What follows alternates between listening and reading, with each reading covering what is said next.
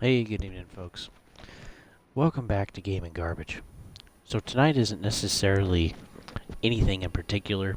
I'm just going to share a little bit of what I'm thinking here and what keeps me up at night. This happens somewhat often. I thought it was bad when I was in college, uh, but it's worse during times like this. And so I won't necessarily be doing anything in the game because I can't really split gameplay and talk at the same time. I'm definitely a man and struggle with multitasking. But yeah, I'm going to share my heart a little bit. And if that doesn't interest you, that's okay. It's just for people that this is going to interest. Um, so where am I? Where am I at in particular? Well, let's see. I am just over 30. I'm in my early 30s. I've been married for 5 years, 2 children, a 3-year-old and a 6-month-old. I have, we have a mortgage on a house that's more than, let's see. Well, we're in a really good spot financially for our mortgage. Um, we're about $1,000 less a month than what our mortgage would be if we bought at current interest rates today and valuations today. And we bought when we got married. So we bought like, I want to say 2 months. Yeah, 2 months before, maybe 3 months before we were officially married. And that ended up being a really good call, but like all my savings basically went into this house at the time. And building it back up with having kids has been difficult. Let's see, we have 3 vehicles. We have a coupe, an SUV, and a truck. They're all older, but they're all pretty mechanically sound. And my truck's the oldest, but it's also, the older stuff is, the easier it is to fix. And we actually own all of our vehicles. We don't have a car payment. And I really plan on keeping it that way as much as possible. And all of my vehicles, I paid off a year or more early.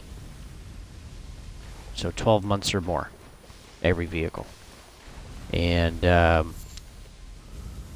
I had some college under my belt, so did my wife.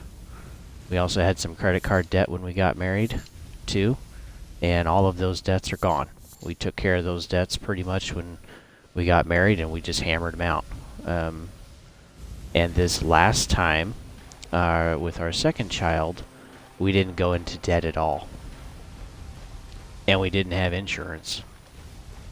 And so, yeah, there's ways to be smart with your money, folks.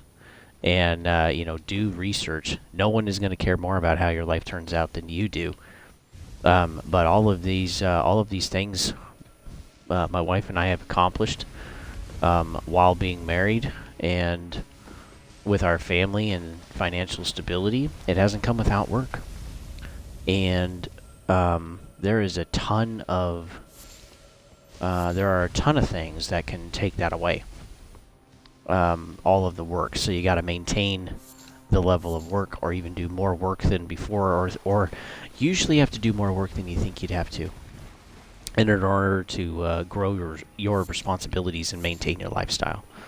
And that's something you definitely learn as an adult as you grow, and maybe you're at a point where people wish, or maybe you wish you would be more mature, or you would grow up, or that you could get to some of these stages of life, more quickly.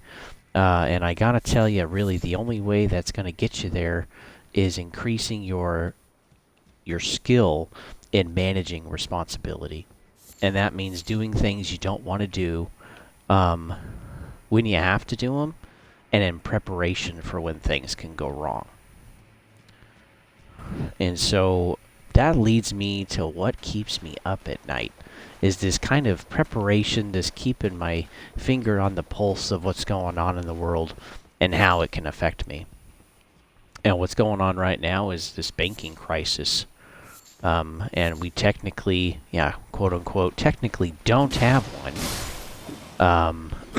But the banking system in the United States, all over the world really, is not doing well. It's not safe, it's not secure, it's pretty unstable.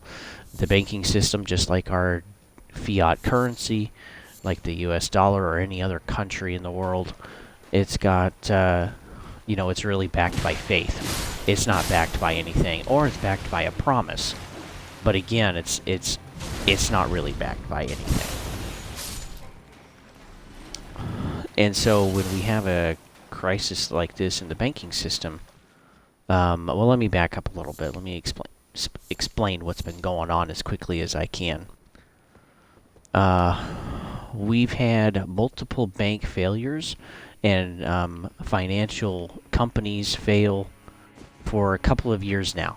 Most of them have slid under the radar. They were a little blip in a headline, and that was kind of it. No one really paid attention. But cryptocurrency has been the thing that's kind of kicked this off with the amount of fraud and the amount of risk. It's a lot of it has been kind of like gambling of just, ooh, that was close. Would have been embarrassing. A lot of it has just been gambling where there hasn't really been, what would you call it? Yeah, you're just betting everything. You think it's going to go up because it's popular.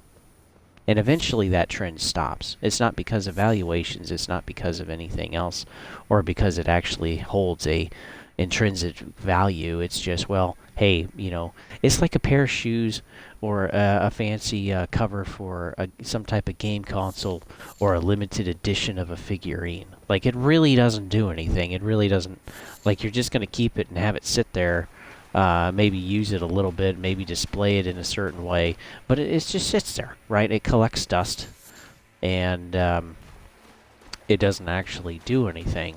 In some ways like a painting, but it's not valuable like a painting because, it was just printed or manufactured by a company or by a machine. It wasn't actually built by somebody like a painting was, like a Van Gogh or a Da Vinci or something. And so it doesn't really have any value, but people still think it does. And in some cases, these markets are just like NFTs, and some of them too are just like, NFTs, or like a lot of the cryptos out there, pretty much all of them in my opinion, though Bitcoin is built different, but that's another conversation. But like, it doesn't really do anything. And so we had all of these bets about crypto and all of these altcoins. I mean, at one point we had like 50,000 different altcoins outside of Bitcoin and Ethereum, which is insane. And we also saw the destruction of some of these stable coins. So like Tether was a problem, Celsius was a problem, and then you started getting into these exchanges that started having these issues. So these exchanges started blowing up. The biggest one, is probably most of us know, is FTX, with Sam Bankman-Fried, or Scam Bankman-Fraud, as I like to call him, where he basically laundered $32 million in one of the biggest Ponzi schemes ever created, and even way worse than Bernie Madoff. I mean, it makes Bernie Madoff look like a joke with the level that Sam did between Alameda Research and FTX Exchange. But still, like, you started having these bigger losses. You started seeing these devaluations in the cryptocurrency space, and it really kind of started to hurt some people, like Three Arrows Capital going out of business, or like recently Silvergate. And there's been some other kind of smaller banks too that have gone out. And there's hundreds of banks, folks, just even in the United States. And when you include the world, I mean, there's tens of thousands or even hundreds of thousands of banks all over the place. But the smallest ones are at risk. And what's been happening lately is that a lot of these banks that maybe didn't invest in cryptos directly, but they're invested in, quote, tech companies that really just invest in cryptocurrency. And so as these companies start to fail, they can't pay their loans back, and the valuations get degraded or downgraded in the financial market. And so then what happened with Silicon Valley Bank, if you haven't heard about that, is that was a company of about $400 billion in deposits and assets, and it blew up because there was basically a run on the bank by tech company executives wanting their money. And it happened very, very quick because so many people now can just click on a phone and just pull their money out or move it somewhere else. And it can happen on such grander scale in such a compressed amount of time. Silicon Valley Bank was basically bankrupt. I mean, they had like $70 billion out of 170 pulled within like 24 hours. That's insane. Like, that can't happen, folks. And so in turn, the bank, usually banks have bonds as assets on their balance sheet, and they're kind of like a hedge. They're one way to make money, hedge against the stock market, and then also as kind of like a last-ditch effort to pay depositors if there's like a small run on the bank. Well, this was such a huge run on the bank, they had to sell a ton of these sovereign bonds. And bonds, real quick, the bond market has gone down about 40 to 50% in value since we've been having these rate hikes. Since last year, like March of last year. And yeah, we've had 12 months of rate hikes, and this has absolutely killed the bond market because as rates go up, the value of the bond goes down. So these bonds have been on the balance sheets of these banks, like Silicon Valley Bank, and they had to sell to give the money to their depositors that wanted to withdraw, and they just couldn't do it. It was too big of a loss, and their losses were huge. And there was... Ooh, that didn't work out good. I'm in trouble. Holy smokes. Come on down, baby. Come on down.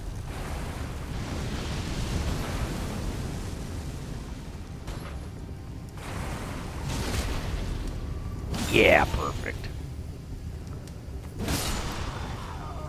Oh, yeah. So Silicon Valley had all of these losses. Silvergate blew up a few days before. A week before that, Blackstone, which is a huge commercial real estate company, have been seeing losses on their real estate side and couldn't basically defaulted on $500 million of debt payments on their European side of the system, because Europe's doing way worse than the United States. They got worse problems on everything. They got higher inflation and etc. And it's pretty flippin' brutal. But anyway, so you had Silvergate, Silicon Valley Bank, and then you had Signature Bank, all within a week. And all of them failed. And the thing that was interesting is that what's never happened before is you have something called the Federal Deposit Insurance Company or Corporation, FDIC. You've probably heard of FDIC before, but they insure up to $250,000 of deposits in the bank. Now, this doesn't include like bonds or CDs or insurance policies or anything like that. It's just having physical cash, like in a savings account, and they backstop that just in case the bank fails. So there's not this huge loss for the average citizen. So So yeah, there started being these runs on the banks. We had 3 banking systems fail, which was brutal. Oop, they're all going jelly now.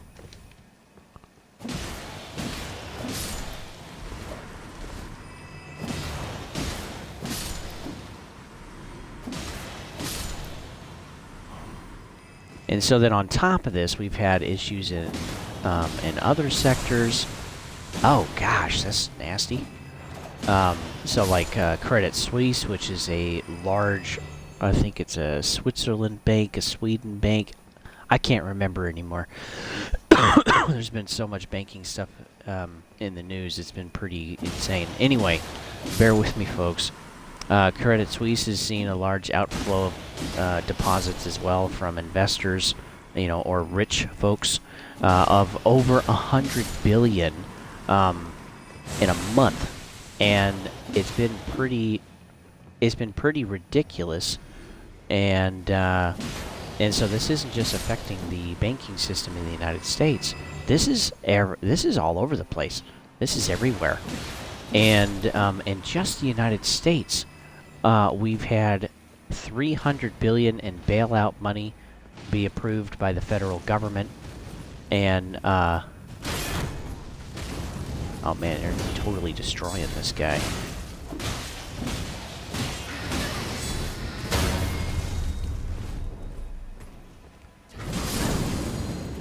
Are you serious, bro? Trying to freaking save this guy. So we've had over 300 billion in bailout money, which they said they weren't going to do, but they did anyway. You're going to attack me. Okay, well, that's the end of that. And so we have bailout money again. We also had, there's other regional banks at risk, like Silicon Valley Bank and Signature Bank were. And so there's other banks at risk too. And so this is like First Republic and Truist and Comerica, Fifth Thirds or Third Fifth, something like that. Now, you piece of trash.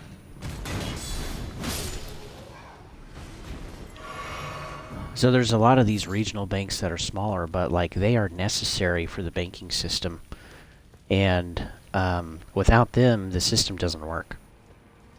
Same with the large banks too. Both are necessary in order for the system to function.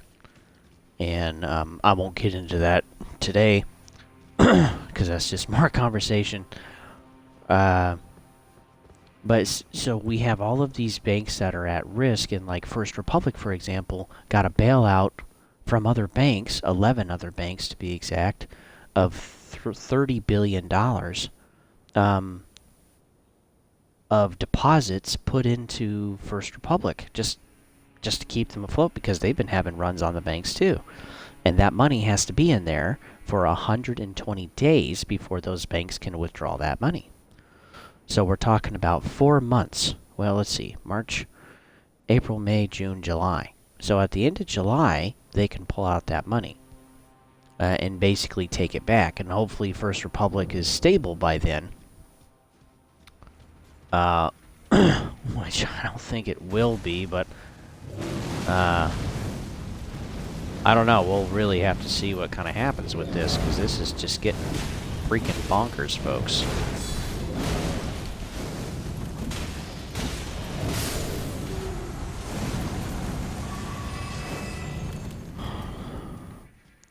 And so, yeah, this whole banking system, I mean, with Credit Suisse, Deutsche Bank, we have the United Bank of Switzerland. I think it's the United Bank of Switzerland.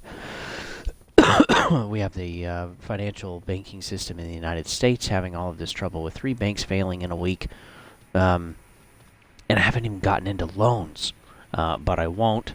I'll spare that, but that's not going very well either.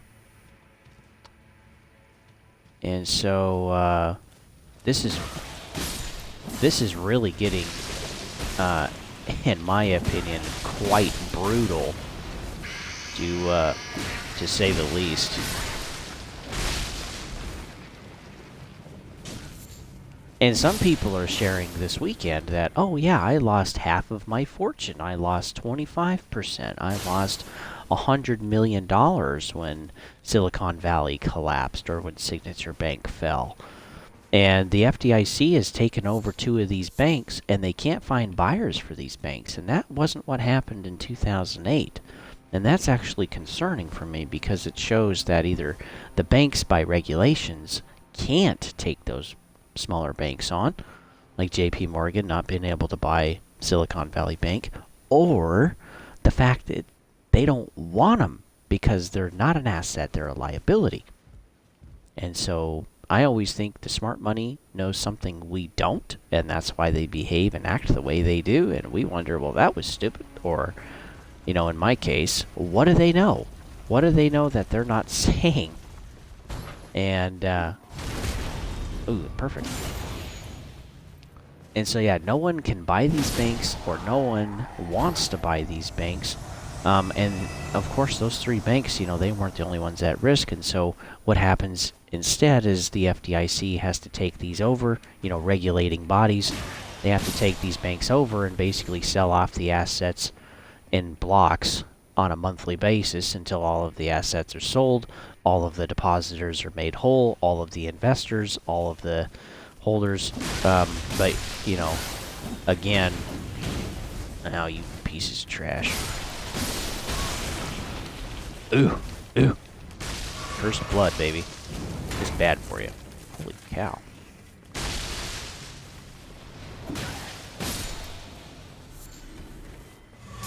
So yeah, the government has basically said, look, we're going to insure everything. We're going to make everybody whole. No one's going to lose any money, even though some of these people had, because they had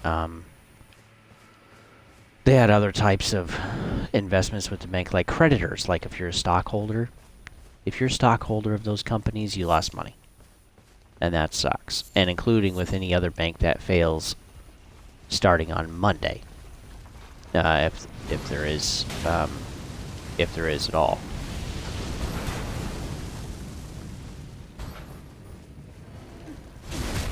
Perfect.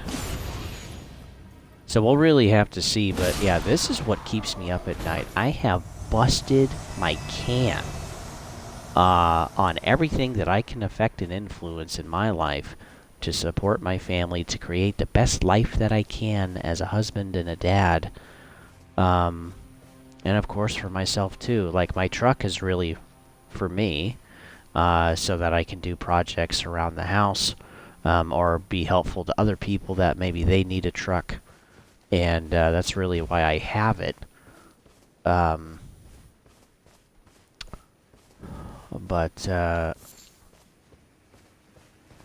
yeah, I have worked so hard. I mean, the amount of work that I've done, the amount of effort that I've had has been since I was 17 years old. And I'm 32 now. I'm almost 33. And think of that. I mean, that is practically half of my life. And now there's this risk in the banking system where I could lose my money. I could lose it in my 401k. I mean, that's already been an issue, right?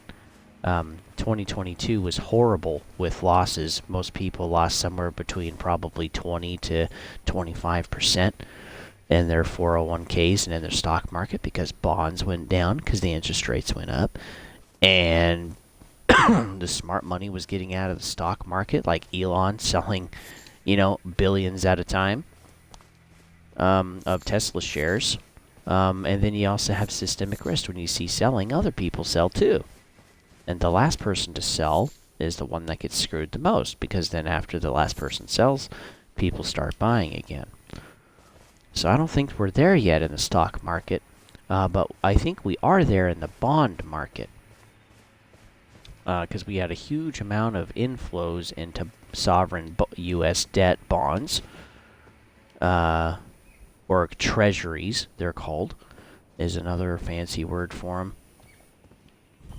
And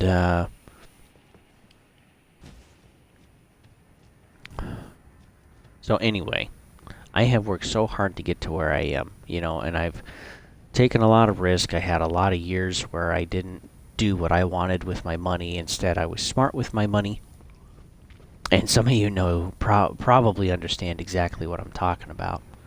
And I still continue to do that today. You know, my truck was a fairly big purchase, and it was on an older truck, so it was cheaper.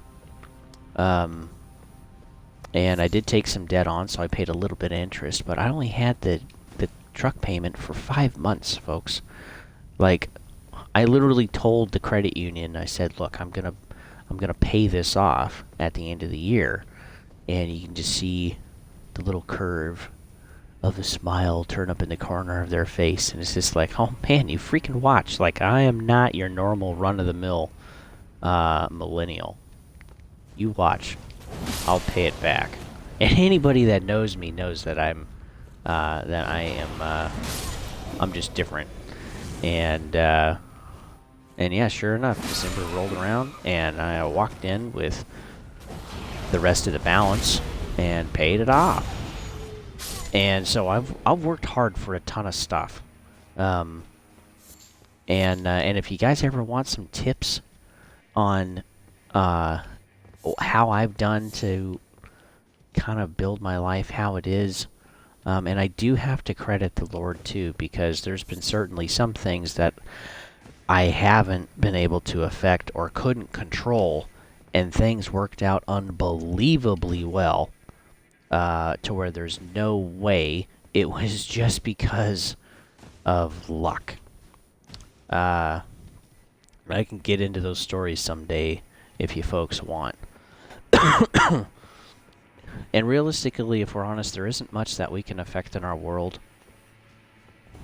But, you know, the parts that we can affect, we should do something. We should prepare. We're the ones that control our money after taxes. We control where we live. We control if we buy that coffee or energy drink or not. And we should take life seriously. Unlike that NPC, he just yelled at me, thinking he was gonna get somewhere. And it can be... Ooh, that was a little damaging. But yeah, life can be brutal, where all it takes, like for some of these people that are realizing with these bank failures that have happened, all it takes is one event, and you can be on your ass, absolutely out of money, and yeah, it can just be one bad decision, or a lack thereof. You didn't do anything at all, because you didn't think you needed to, and now your life is totally different, and now there's nothing you can do about it. And so you gotta learn to prepare for those rainy days, folks, because they are coming. And right now, if you're still living at home or you have roommates, there's kind of a safety net there, and your roommates are probably somewhat kind and polite, but like they can't completely, sustain your lifestyle, right? You still got to pay your bills at some point. You still got to figure out your stuff and get a grip on life and move forward to where they can depend on you, so that rental relationship continues to work. Holy smokes! Oh wow, his health is huge. Hold on, folks. It's going to be a bit of a fight, I think.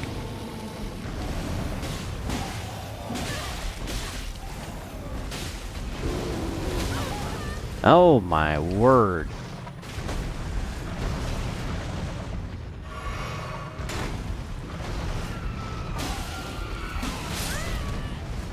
At least he's killing some of them for me.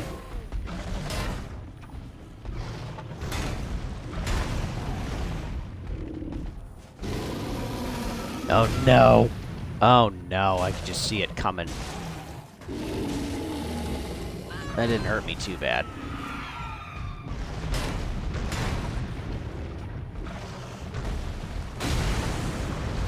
Oh my word. I gotta kill those little guys. Because, yeah, they're absolutely killing me here. Keep rolling, baby. Keep rolling.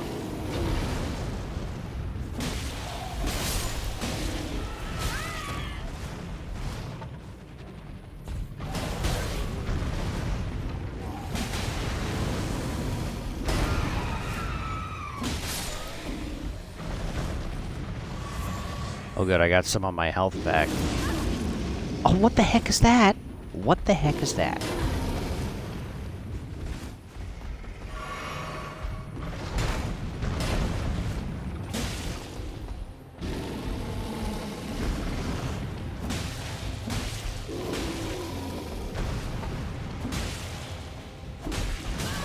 I am literally right there. Come on. There we go. Okay. We did it. We've done her. Okay. So, in short, I've done a ton of planning. I've done a ton of work. I've done a ton of preparation for events. I've done a ton of kind of like hedging myself against some of those horrible events. Maybe a severe surgery. Maybe I get really sick. Maybe I lose my job. Maybe something else happens that's life-altering. And so financially, I've tried to prepare for a lot of those type of events, or at least as best as I can during that time. And including investing in for retirement. I've started a Roth IRA a couple years ago. And but like I have taken care of my debt first, but now we have this banking system and a housing bubble and a stock bubble and a bond bubble too, and with these raising interest rates. And I mean, this is affecting people's ability to retire. This is affecting people's retirement where they've had to quit and come back to work. They've also maybe totally gone bankrupt. They've had things in value that weren't supposed to go down, but they did, like houses, or businesses failed during COVID. And you could tell the businesses that were not doing well because they didn't even last 12 months, and they had to shutter. And we had a ton of small businesses disappear during COVID. And so it's planning for these type of life events, for these kind of like once or twice or three times in your lifetime kind of things. And it's horrible. It sucks not using the money the way that you would like. Believe me, I know. I have done it a lot. But you got to prepare for this type of stuff. But what keeps me up at night is still doing, I guess, one thing is doing everything that I can, and it's still not being enough. That's a fear of mine. And then the other thing is knowing I could have done something back then, but now it's too late. And again, it's not just financial, folks. I mean, I think about this in my marriage. I think about it in the relationship and development of my children. I think this with my relationships with extended family members. Lay down, Puff. Yeah, you're okay. Lay down. Lay down. My dog's a little on edge. I think something's going on outside, but yeah, you're okay.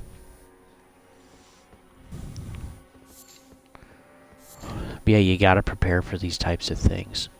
And and even if you can't do it perfectly, even if you can't, think of everything or do all that you would wish to do to protect yourself in these type of events, something is still better than nothing.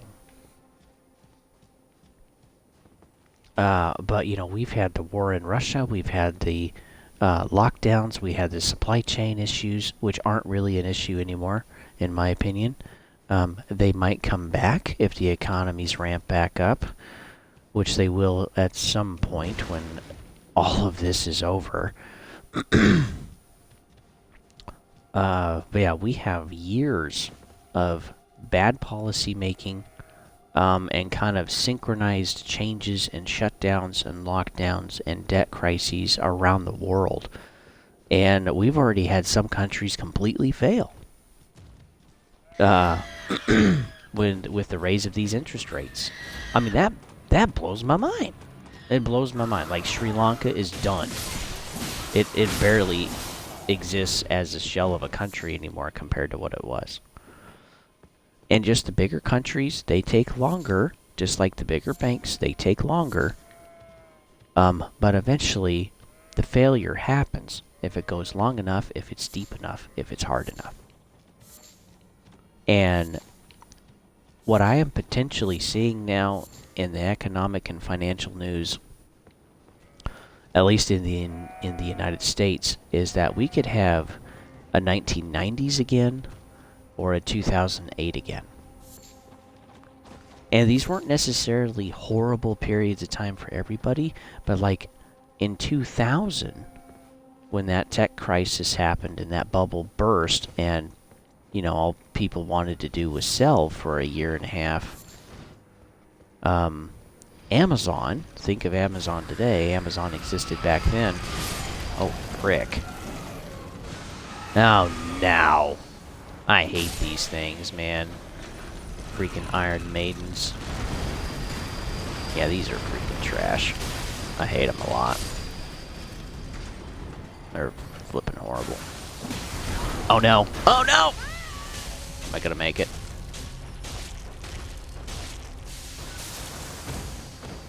Huh, I'm alive. I don't know for how much longer.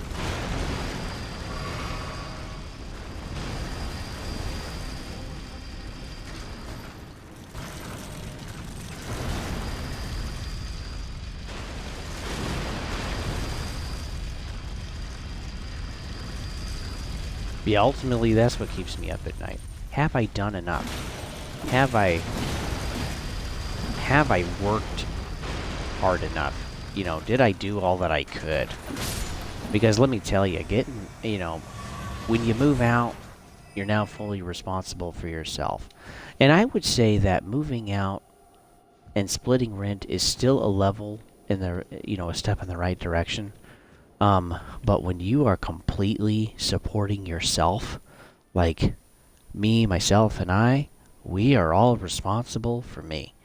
And there is no one backstopping me like the Fed doing to the banks right now.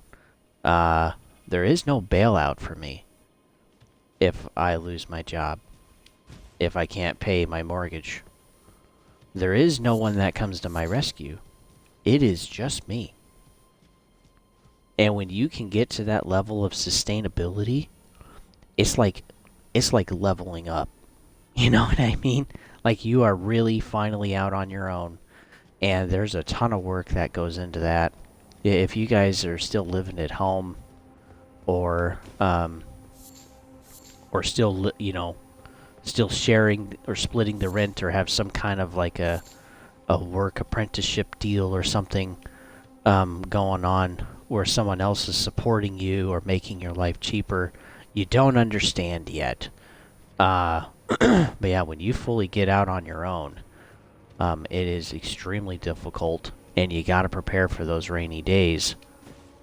And, the amount of preparation you do today is directly related to whether you're successful tomorrow. And, I just hope I've done enough.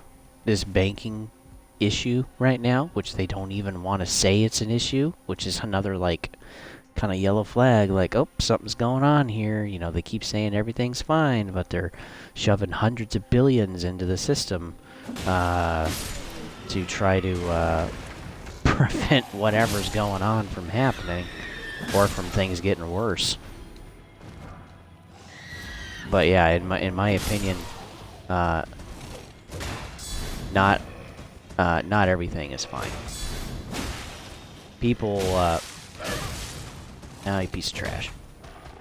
People know things are going on, and the smart money. You see these huge outflows of either in a stock price or in ETFs or whatever. And if you see that first, and you still got your money there, you probably want to do the same thing the smart money's doing, because they have access to information that we don't. And what I love about stock price is you can see what the behavior is, and you can assume what the psychology is, and then you can make decisions based off of that and protect yourself. Holy smokes, getting assaulted.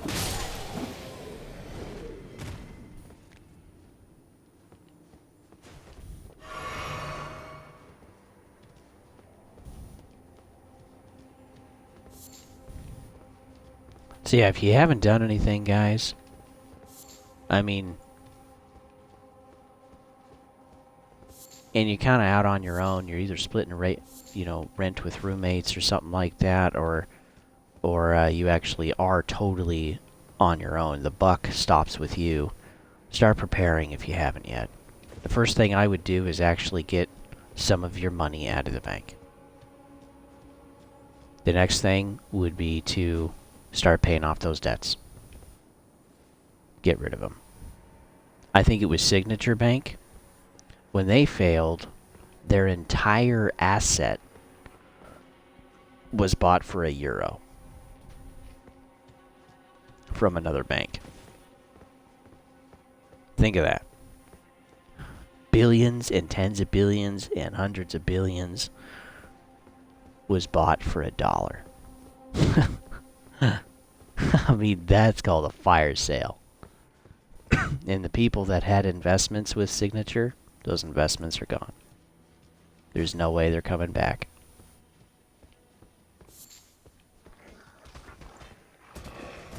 And those are just the losses you gotta realize.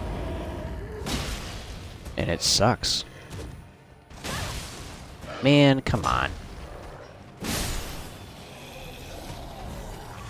So the third thing you should do is start having savings.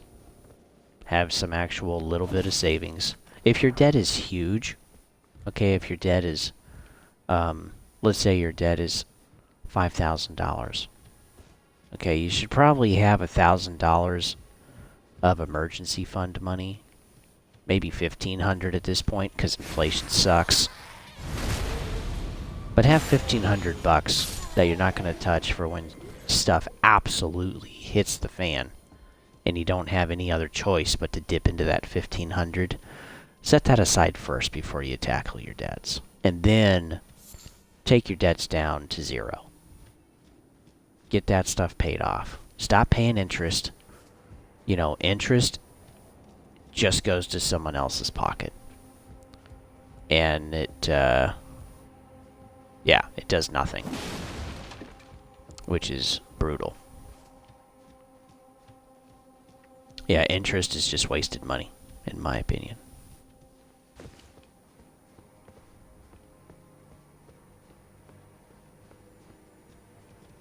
Fourth thing you should do is start investing in retirement. If you have a company that has that option or ability, I would do it.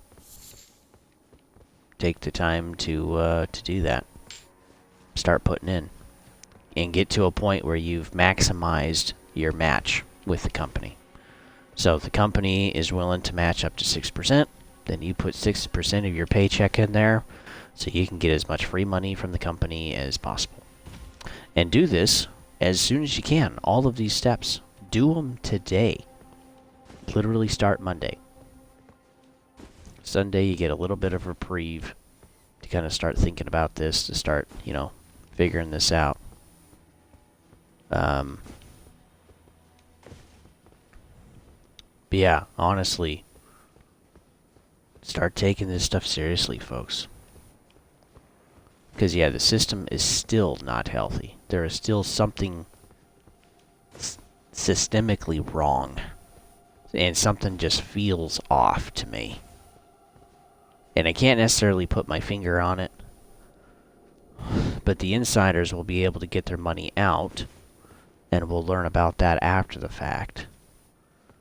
And then...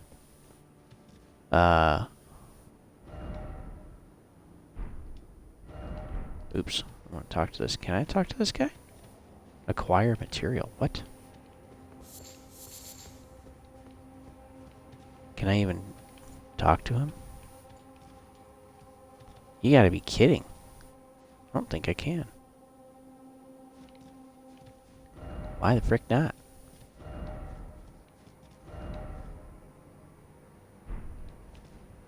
Can I attack him? I have no idea. I'm kind of curious.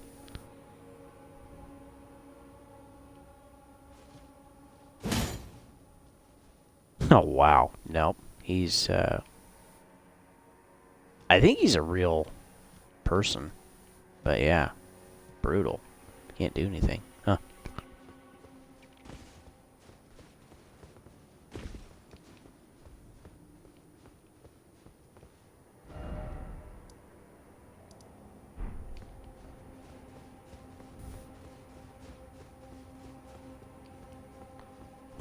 And yeah, if this falls on deaf ears, that's okay. If you've made it this far, I'm guessing it hasn't fallen on, your deaf ears. You're paying attention, you know something is up, and you're listening, you're paying attention, which I think is great. Because what I hate to see is people doing something today to where they could avoid issues tomorrow. And so many people do not do that. And if you're a guy or a gal, ooh, just fell from the sky. Okay. Here we go, here's one. What was that? Oh, just a tree. Come on.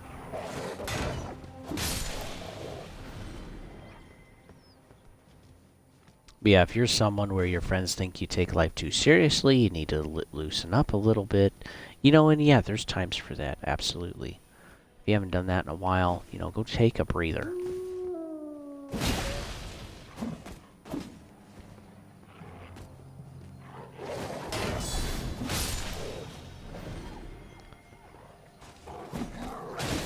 Oh, that should have hit something. You gotta be kidding me. But yeah, if you're that guy,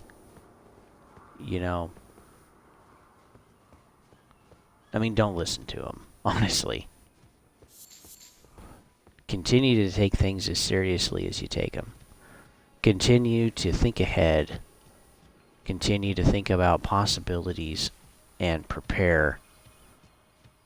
Because those same people, those same friends of mine back then that told me to not worry so much, to live life a little bit,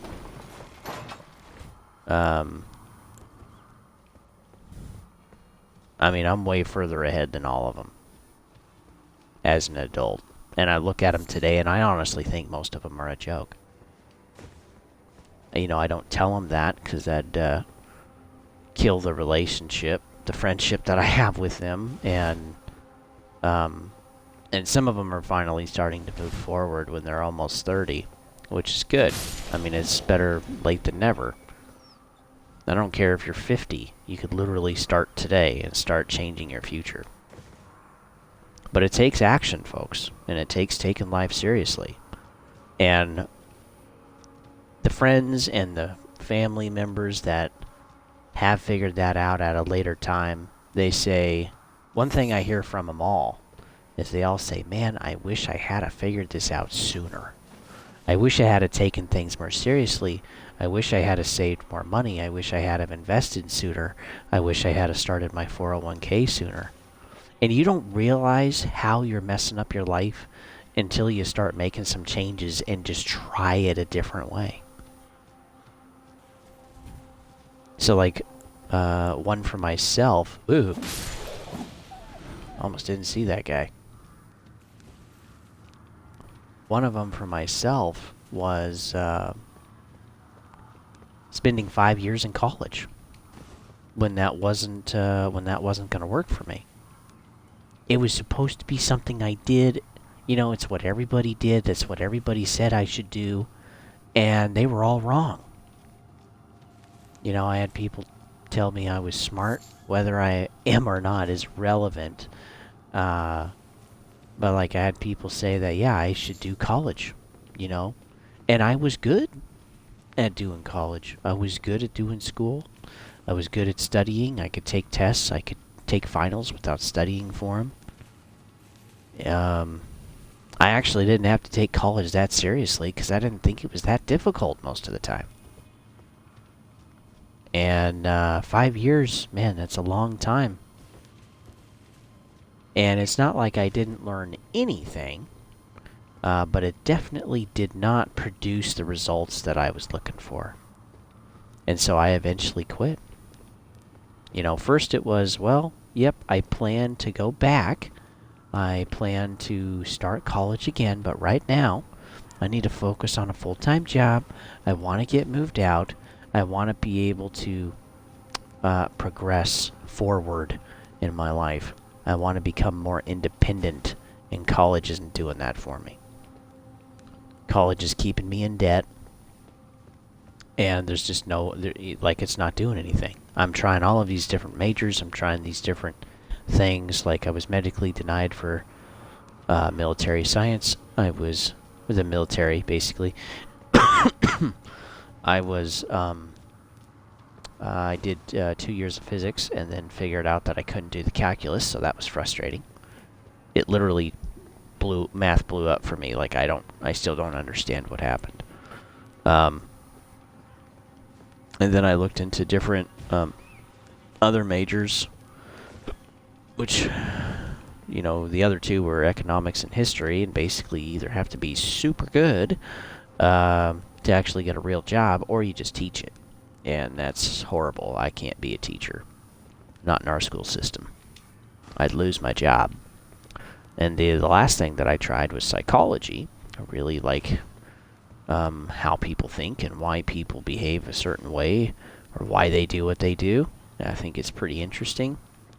And it's complicated too. And I always like things that are challenging. But I ran out of money. I was getting to this point where it's like, man, I have spent $45,000 on 5 years of college, and I went to a junior college. If you do go to college, do a junior. Do junior as much as you can, because it will save you a lot of money.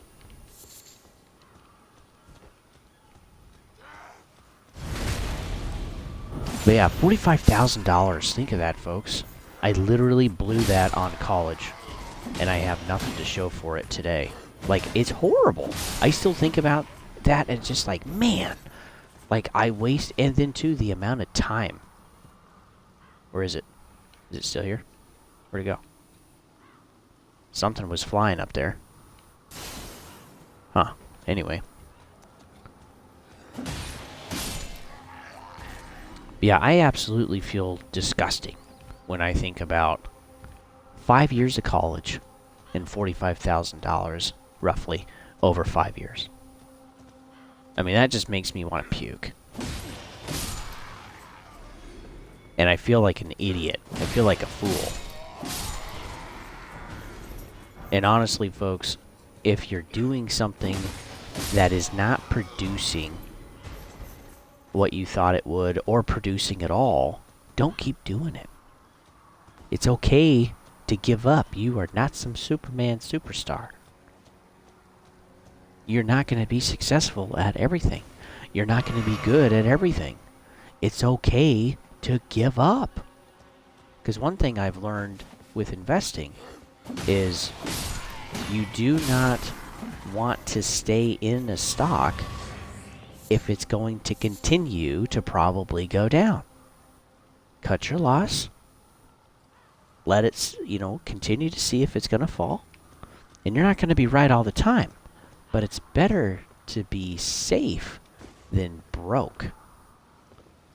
And think of your life as a bank for time. The longer you live, the more you're withdrawing from your time account. And you don't get that time back. And really, I think of the $45,000 I wasted. But, which that's a lot of money. But I really think about the time that I wasted. Because I didn't focus on finding my wife. I didn't focus on having kids. I didn't focus on saving for a house. I didn't focus on retirement. I mean, there are... Oh, my word. It just makes me so frustrated and angry with myself that I wasted so much of that time. I mean, I wasted 60 months. Think of that. I busted my can. I did a great job in college. And I just couldn't make it work for me. And when I finally started figuring this out, it's like, let's see. I think it was when I was 22.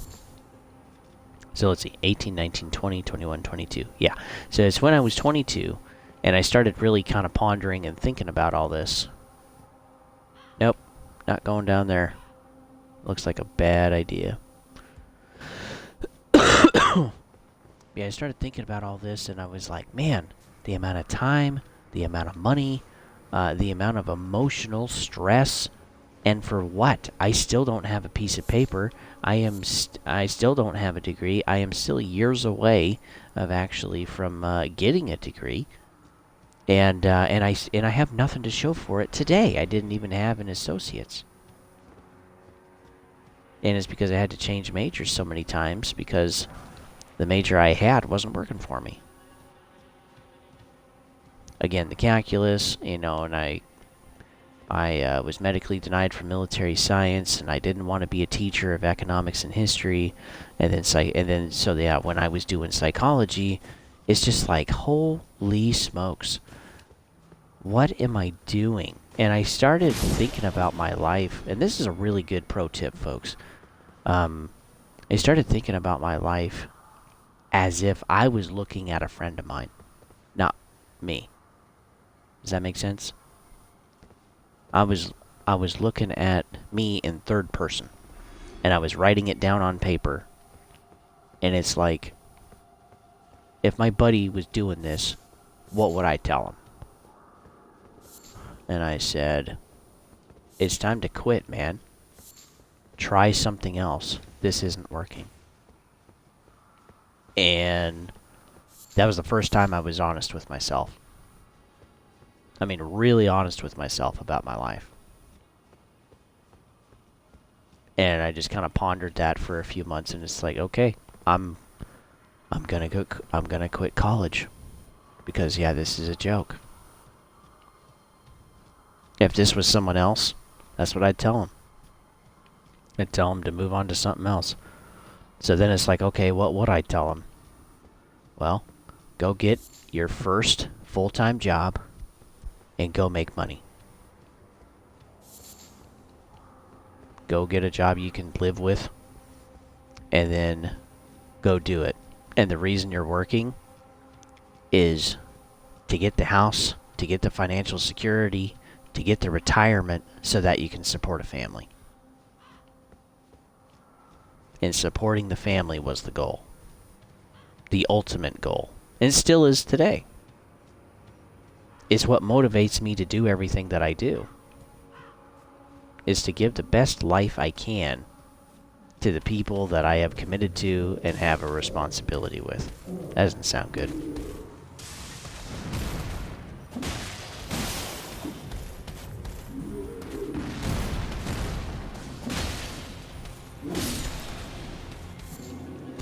That was depressing. He's not hard anymore. Whoop!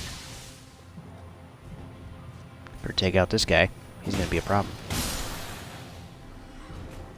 So all that being said, like, if you're not happy with where you're at, if you feel like you're kind of stuck, if you're looking forward to the weekend, but then you can't remember what you did, or it didn't feel like you really did anything, or people ask you, hey, what'd you do with this week? And you're just like, man, just hung around. It's time to shake things up, folks. It's time to get serious. Because your life's kind of a joke. I mean, I was there. I was at that point. I played 8 hours of video games a day on the weekend. I would get my homework done as quick as I could and then hop on and woohoo! Play Call of Duty. Play Spyro the Dragon. Play Armored Core. Play Assassin's Creed. Whatever it was at the time. And I did that for years. I did that for years of my life, and my childhood is really video games. That's what I remember the most of. And it's just a lot of video games, and there's nothing wrong with that. You piece of trash. You deserve death. There. Good deal. Yeah, there's nothing wrong with having hobbies, but, like, I did it so much, I wasted time. You know what I mean? I wasted time, and I don't want you guys to do that either. And I want to be real with you. That's partly what this channel is for, too. This channel is not just to focus on talking about gaming news in the industry and reviewing games. That is the bulk of it, absolutely. But I have not created this stream and channel just for me to get stuff out of it. It's also to invest in other people. To help other folks. Like you guys. Whether that's advice, whether that's encouraging you, whatever. And I still have folks today that, you know, years, like I haven't played with in years, and they still ask me how I'm doing.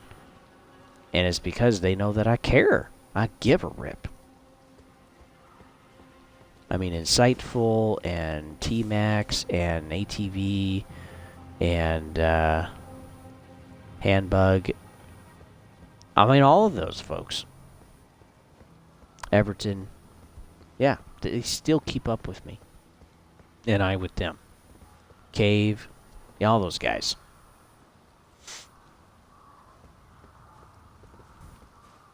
But yeah, find people that really give a rip. You know, that aren't just in the relationship or part of the business transaction or whatever, just to, you know, just to benefit them. If you're with people that where it's just to benefit them, man, get out of it. Get out of it. I really miss what our grandparents grew up with and what our parents grew up with, where, you know, there was this mutual understanding that, hey, if the society does well, then everybody does well. And we don't really think that way anymore. Instead, it's, well, if I do well, then, well, at least I got what I wanted. But then you don't have any friends. You don't have anyone that takes you seriously. You don't have anyone that loves you or cares. It all just kind of... You kind of just end up living life by yourself. And what fun is that?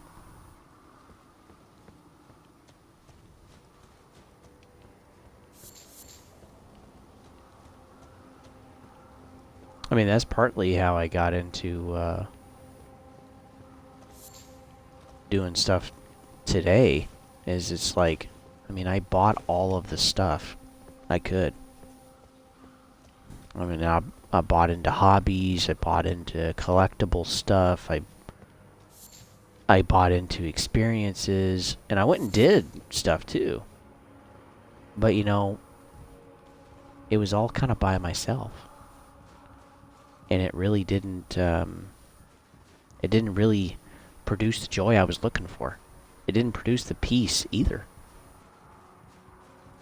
And it didn't produce the fulfillment, the satisfaction of why I was alive. So it's like, well, let's try people. Yeah, people can be pretty frustrating. Yeah, people can cause a lot of problems. Oh, so close. So close, folks. Right there. Woohoo!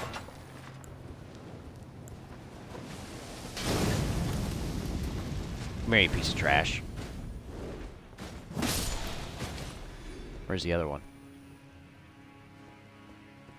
I just see deer so far.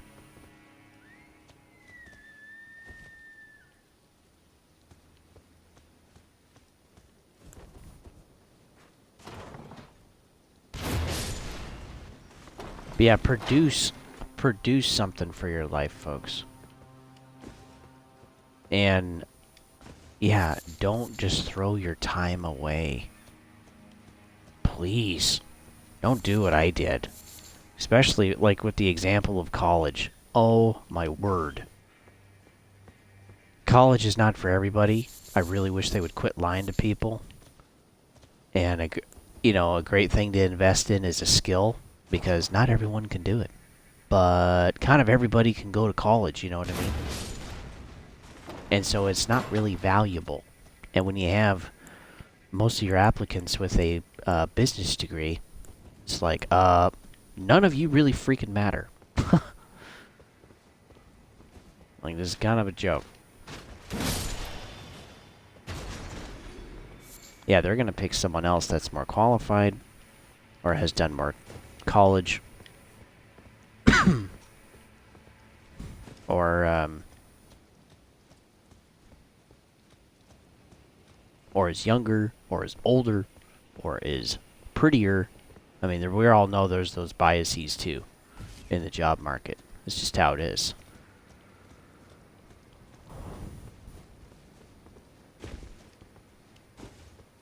But yeah, you gotta produce something, folks.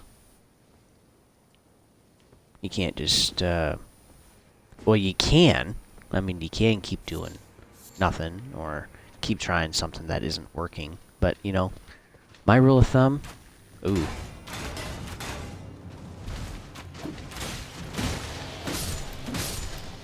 My rule of thumb is that I'm willing to try something. I'm willing to invest in someone. I'm willing to give it a shot for 3 years. Now, that is a long time. But really, after 3 years, holy smokes. That sucks. That guy didn't have a chance. I love when I can do that. It's awesome. But yeah, give yourself 3 years, because by 3 years, if you've done everything you can and just nothing's really working, then yeah, try something else. Quit burning your time and money and effort. Put it into something else. Because eventually, let me tell you what happens, or maybe it's currently happening to you listening right now, is that when you continue to push forward and you continue to try the same thing, is you just get this apathetic look on life. You just kind of get this hopelessness. And I myself don't have a lot of hope, but I do believe in a lot in effort. And I do believe a lot in who you know and how you plan and how you're trying to do and set yourself up for, you know, set your future up the best way that you can so that you can be successful. But when you're trying the same thing over and over and over again, like the dating scene, okay? Let's talk about that. Dating scene was tough for me, but I quit looking for girls and I started looking for women. And there really weren't that many. So yeah, I kind of gave up on looking for the beauty, you know, and those pretty girls. And I started looking for people that were serious about marriage and were serious about a family and wanted to start that. They were the ones that I started seeking after that. The gal that looked like a Barbie doll or that was just absolutely exotic gorgeous, I quit focusing on them. Because ultimately, the beauty fades no matter what. It disappears. And you don't have a chance in hell anyway. I mean, maybe you do. But I mean, I quit going for something that wasn't working for me. I mean, serious. I quit. I didn't want to waste my time anymore. And so I learned that in high school. And I had some gals that were beautiful. You know, I had some opportunities there. But they weren't mature enough. So I was like, nope. Or they didn't want a family. Or they didn't want children. Nope. Not going to deal with that either. It's not what I'm looking for. And I started getting to a point where I quickly...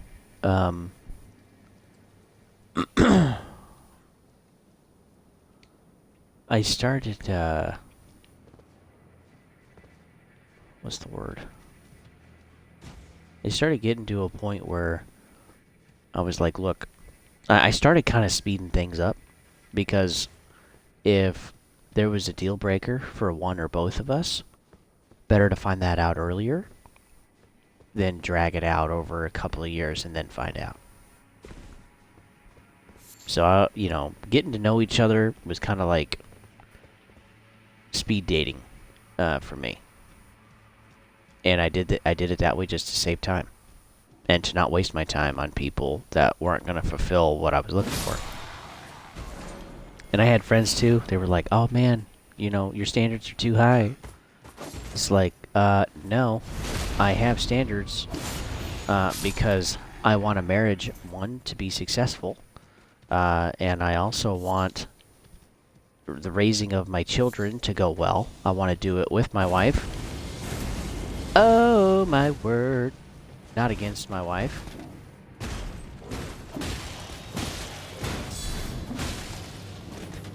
But, it was like, yeah, I... having someone that I jive with, having someone that's got the same principles and values that I do, and raising a family and being a person and being a husband and father. And, when that's reciprocated and understood, marriage is going to have a better time working out, and so is raising kids. Not that it's still not hard, not that it's still not incredibly difficult or frustrating, or you just absolutely feel like you're losing your mind sometimes. But, in the back of your mind, you know that that person is fully committed to you. That, you guys didn't get together because she was hot. Or that you guys didn't get together because you made a bunch of money. Or because you bought her a Gucci and Coach purse. I mean, seriously, folks. Seriously.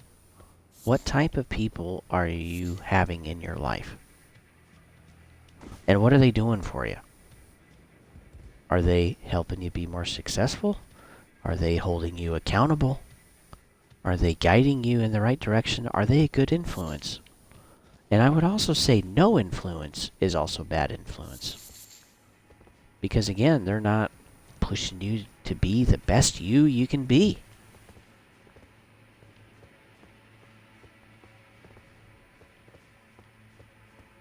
And maybe, yeah, I'm sure this does fall on deaf ears. I'm sure some people within that first hour or that first minute, clicked off. And that's okay. This is not for them. Yeah, take your life seriously, folks. Be prepared. And do the best that you can. And it doesn't mean success. I mean, it's what keeps me up at night. I can try as hard as I might, but I still might end up failing. And that just motivates me to do better. And it should motivate you too. It shouldn't depress you. It should say, okay, this is what the risks are. This is the possible outcome. And do I like that outcome? And if not, how do I change it? How do I change it to my benefit? And when you really start thinking this way, man, it can really kind of change your life. It's certainly changed mine. I am totally a different person compared to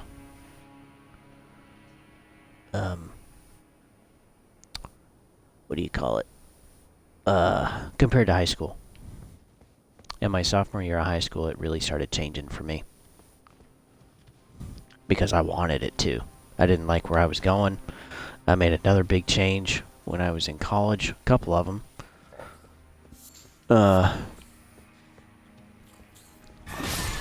And yeah, those changes, yeah, they completely altered my life for the rest of my life.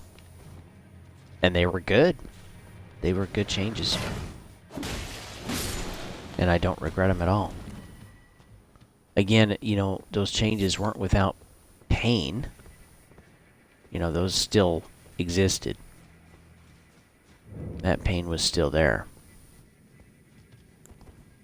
But ultimately, I'm happy. I'm satisfied with my life. God, those things are everywhere. Just can't get rid of them. Let's go, you pieces of trash. Step on up, baby.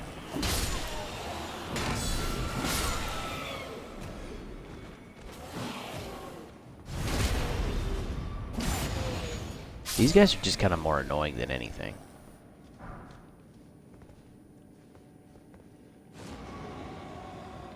That's not a big. Yeah, huge.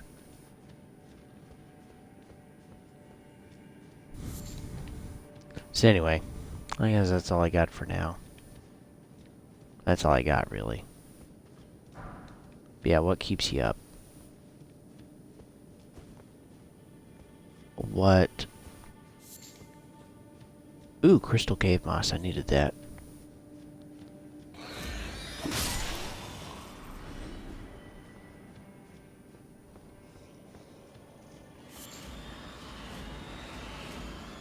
Oh my word, this is gonna suck.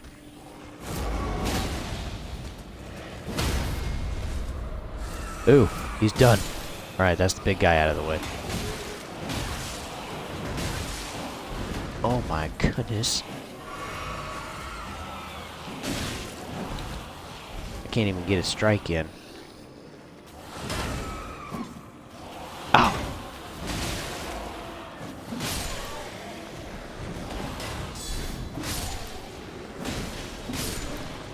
There we go. Whew, I'm alive.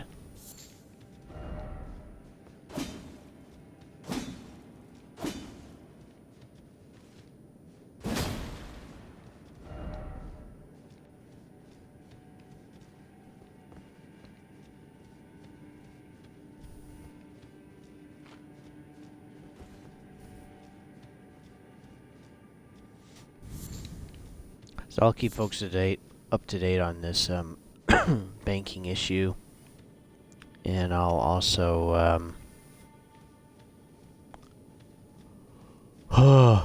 yeah, and there'll still be some sprinkled economic news in there. We actually have a lower inflation right now. It actually went down pretty considerably for the first time in a long time, and that was we're now at a 6.0%. But it's still at 6%. Life is crazy expensive. And we're still having more layoffs. Like Meta said, they're going to lay off another 10,000 people. We have GM plants closing and still continuing to furlough people. And telling them again, hey, we don't have any work for you. There's no orders. We got other companies that are still filing for bankruptcy because they can't make any money. We still have realtors that are saying, sayonara, I'm done. I can't, I'm not making anything. I can't do this. We're closing 30 Walmarts around the country.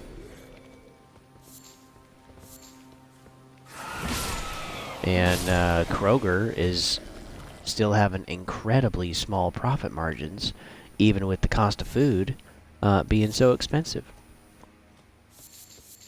But like Fred Meyer, which is under Kroger, I was just in there, I want to say last week, and oh my word, they still had sales signs on all of their clothing racks. It's been like that since November, folks. Every day. And the sales aren't 10% or 15% or 20% anymore. Or buy one, get one free, or buy two, get one free. They're now 30% off. There were so many in the women's and men's section that were 30% off. I was like, holy smokes. They're still having sale on furniture. And you have sales on stuff, people, because it's not selling. So, I understand. There's Black Friday, there's Christmas, there's New Year's, there's Easter, there's, whatever. There's Labor Day sale, but these companies have started creating these sales even decades earlier because they weren't making enough money as a store, as a company store. And so there's more sales, I mean, this is why we created Cyber Monday. We've had Black Friday forever, but yeah, we created Cyber Monday, and it's not Black Friday anymore. It's not even Black Week anymore. It's now Black Month. So we have a Black History Month and a Black Friday month. And it's unbelievable how stuff did not sell last Christmas, last Black Friday. There was still so much on the shelves. It was astounding. Nope. Not gonna get me, piece of trash. Well, he got me on that one. Can't help that.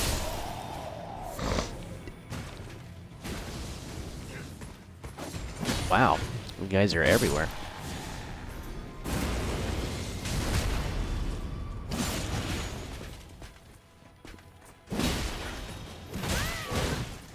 Ow. Hurting me. Wow, look at them all. Oh my goodness. There's a ton of these guys. Where did they all come from? Ow. One bit at a time, baby.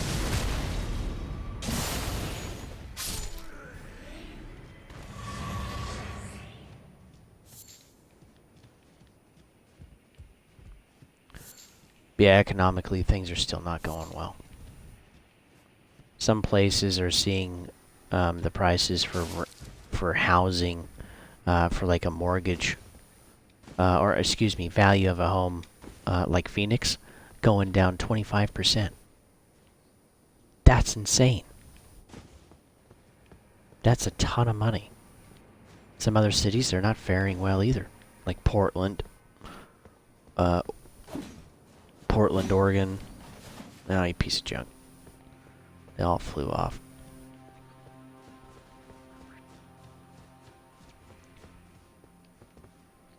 But yeah, this is a struggle, folks. This is a struggle.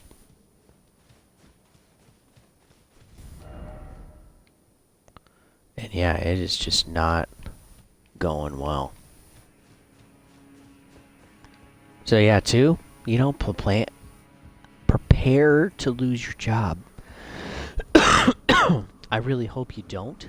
I hope I don't lose mine either. I don't wish that on anybody. But yeah, things are not going well in the economy. And I am absolutely upset that nobody is saying officially we are in a recession. It absolutely angers me. Because the data's there. The data has been there for 6 months.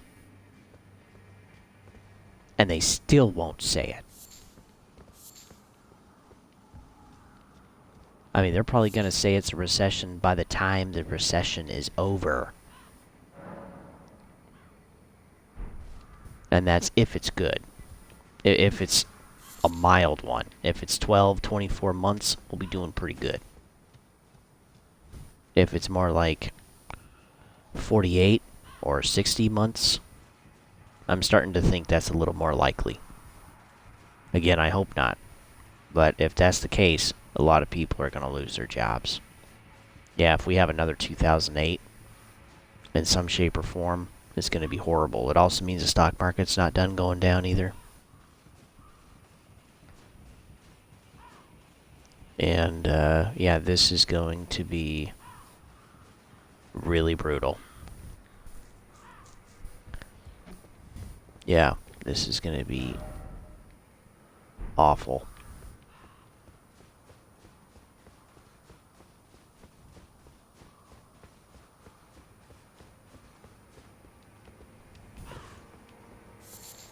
And realistically, we just don't know. So whatever you folks can kind of play with, dabble in, you know, go ahead and do that, right? But whatever you guys can't afford to lose, just be careful. You know, if you want to buy that Series X game console, maybe wait until Black Friday. If I mean, if there's something else. Yeah. Maybe just... There's nothing wrong with saving your money, folks. For that rainy day. Because, yeah, once you spend your money, you can't get it back. And that, I think, is part of the risk that all of us take when we buy something. Wow, he's still breathing. Good on you, dude. Ow. I'm trying. I'm trying to breathe.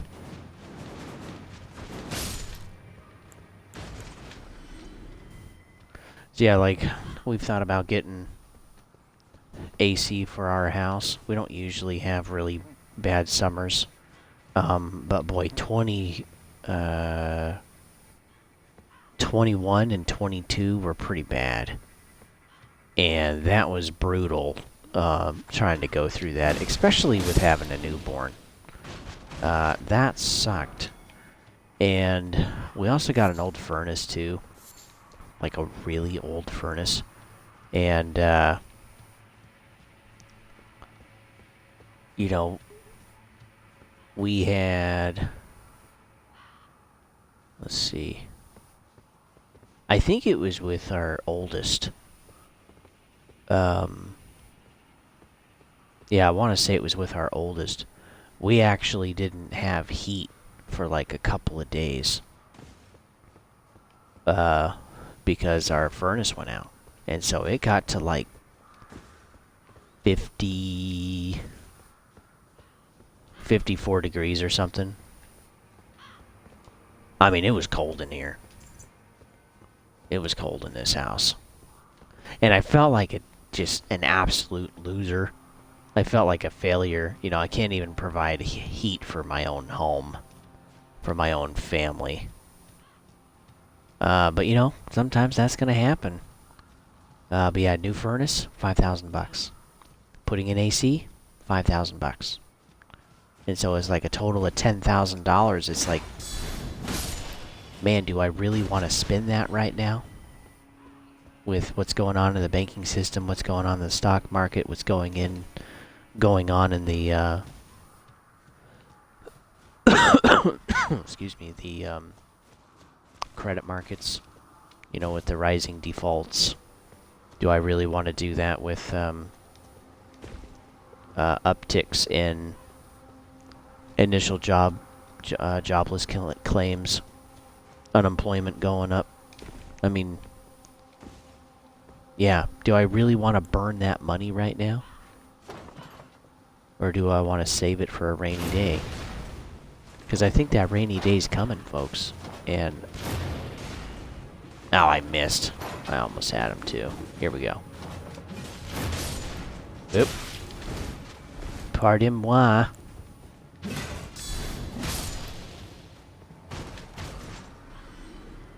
So, I don't know. I'm still batting that around. I gotta chat with my wife about it. Because, yeah, again, once we spend it, there's no way to go back. It's not like we can be like, oh yeah, I want to return this AC unit and furnace. No, it doesn't work that way. It does not work that way. And it's a pretty, you know, when it gets hot, it's a pretty miserable, you know, 2 or 3 months.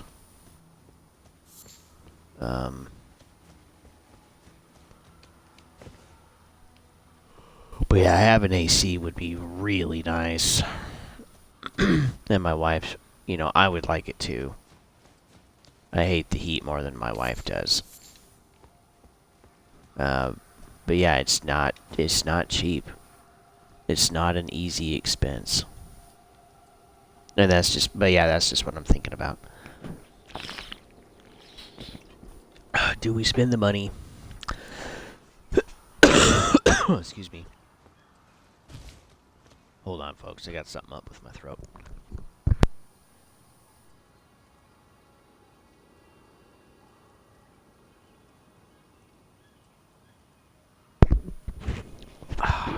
There we go.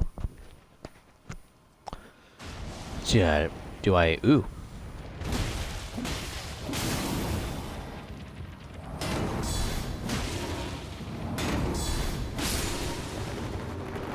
Yeah, do I spend the money and just hope I don't need that money later? Because I'll be honest, I would feel pretty dumb if I bought if I bought AC for the house and put in a new furnace this year, and then I lost my job next year, or lost my retirement, or had some other unforeseen expense.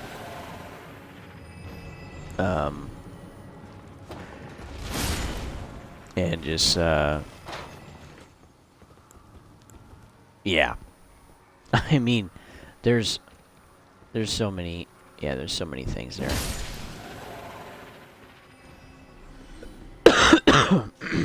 So anyway, I don't know. Part of me wants to play it safe, but I don't want to totally live in fear all the time either. But, you know, dropping $10,000 is not a small thing. I mean, that's like buying a fairly okay car right now. $10,000. And $10,000 would pay for, well, let's see. $10,000 would pay... Let's see, I'm doing some math here.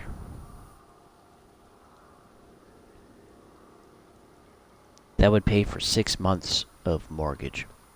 Or rent. It'd pay for 6 months of rent. Or for all bills and expenses every month. That'd probably pay for 4 months. So insurance and food and all of the bills. Yep. Gonna get killed. They're gonna try. Enjoy that, you pieces of trash.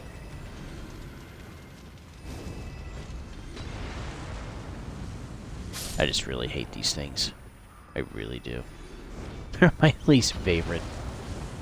Yeah, they suck.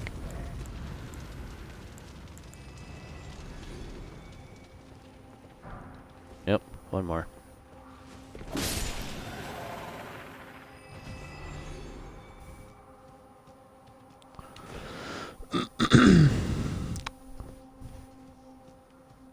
But at least I don't have car payments. I don't have, you know, I didn't buy a house 2-3 years ago. And looking at losing my butt on the mortgage. Yeah,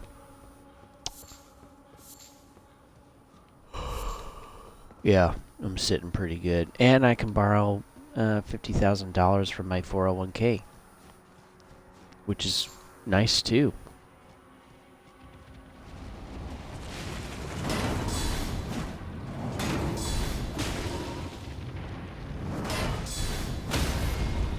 Yeah.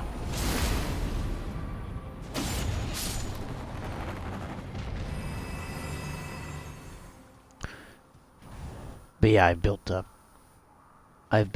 really good credit cards, and I've built up a good 401k that I can use if I ever get into trouble. So I would have to go into pretty considerable, I mean, stuff would have to be pretty flippin' catastrophic in order for me to lose everything, but it's still possible.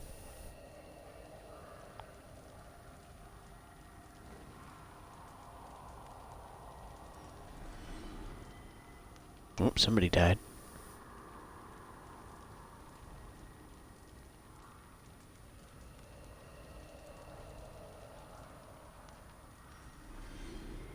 Oop, someone else. I wonder what's going on over there. Something's going down.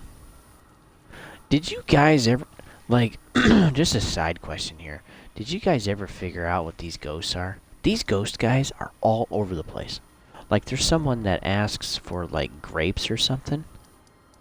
Oh.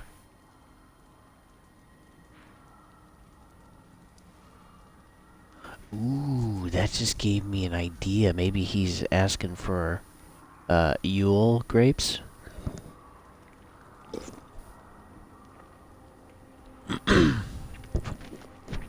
But anyway, I don't know if these, like, who are these people? Like these ghostly whites. I have no idea.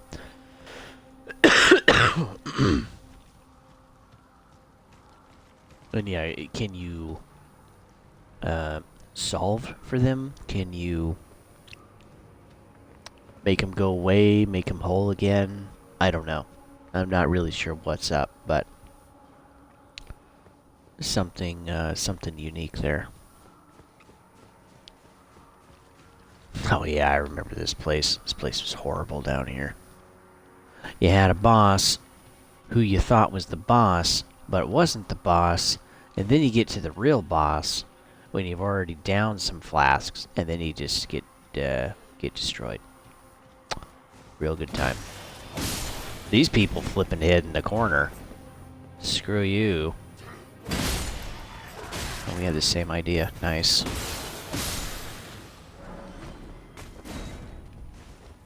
Anyone else?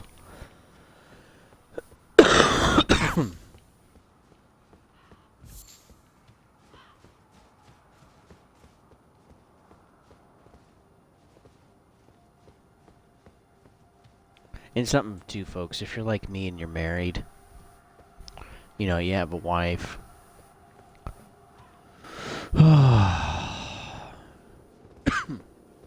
This is a piece of marital advice. So with all of this stuff going on, you know, I know most people don't want to hear about it, right? And that's okay. I totally understand. I don't want to hear it either. But I do because I know it affects my life. And it affects my family, and I love them. And friends too, and folks like you guys. And so, yeah, I do tell a little bit.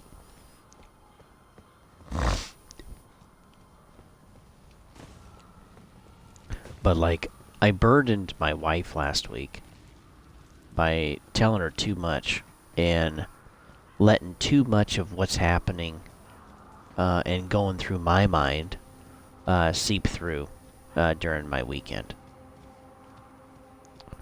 And she got depressed, you know.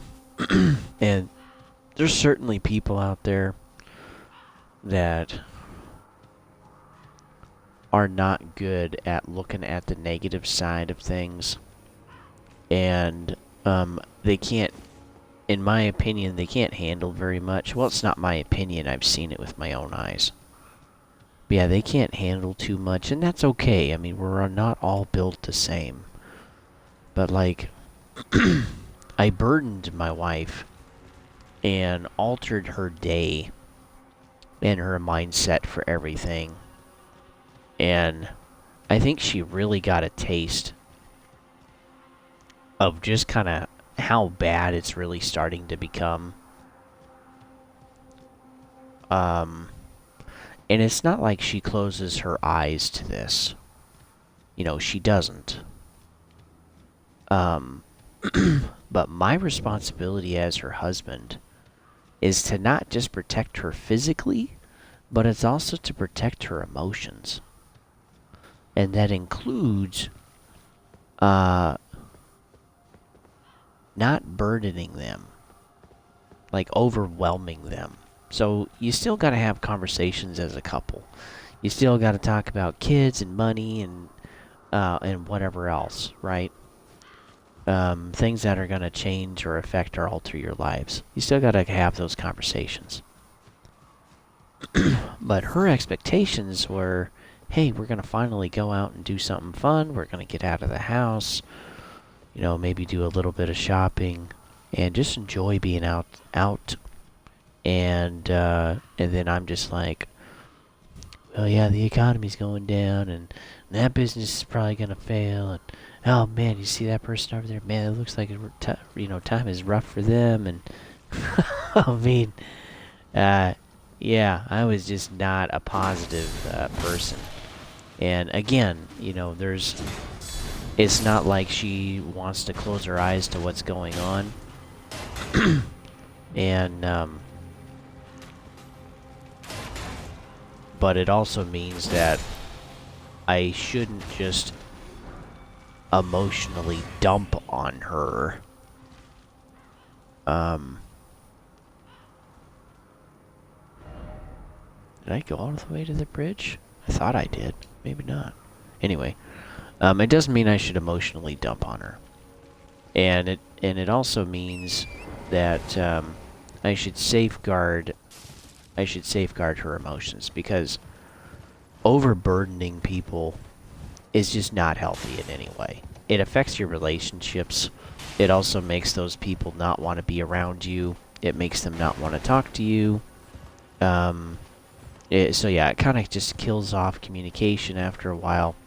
People also get this bad feeling. Even on a subconscious level, they can get a bad feeling about being around you, and so they don't even want to be around you either if you're just negative all the time. And, you know, a real example for me is my oldest brother, is that he's pretty negative all the time. And, yeah, he's just not the funnest guy to be around. And sometimes I really don't want to be around him. And sometimes I kind of regret mentioning something, because it's like, oh no, is he going to jump off on that tangent and just run with it for the next 20 minutes? And, yeah, you know, I don't necessarily want to deal with that. And so I understood what my wife was talking about. And, you know, I'm glad she was willing to tell me after I did press a little bit, because she was just acting and behaving different, and she explained it to me, and I was like, oh yeah, oops, I messed that up. So this weekend it's, and I don't tell her everything anyway. I mean, she probably hears maybe 10% of everything that I hear, that I remember anyway. But yeah, be careful to not overburden your spouse. You know, especially if you're the man, okay? And there's this whole argument and discussion about gender roles, and that's not what I'm talking about, but if you wear the pants in the family, okay, careful not to overburden the other. You know, be mindful of that, be respectful of that. Because let me tell you, when somebody is overburdened, they just kind of shut down. They don't want to do anything. They're not motivated. They don't do the things that they normally do or take part in. And so this isn't just protecting their emotions and taking care of them.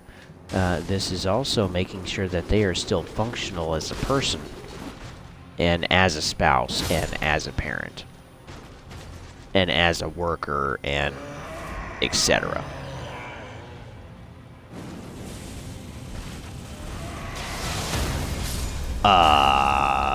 What in the world, dude? Good gravy. Thanks for killing them for me. I appreciate that a lot. Oh, no. Okay, I can hopefully kill this guy now. Come on, you piece of douche. Thank you.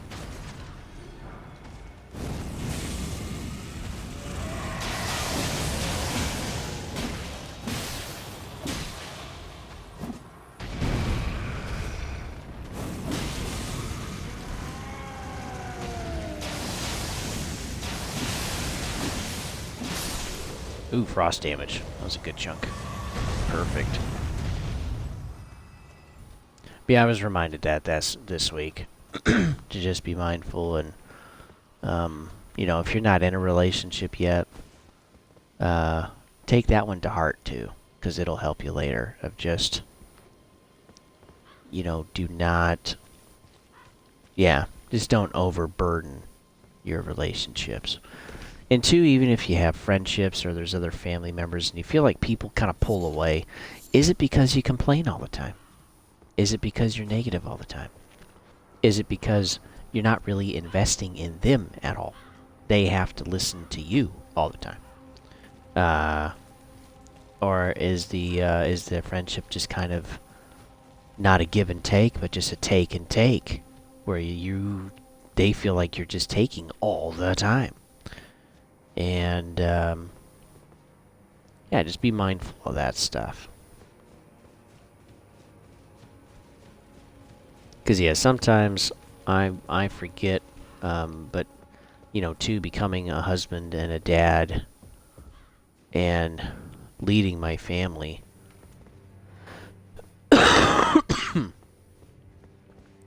Sometimes that is really just, you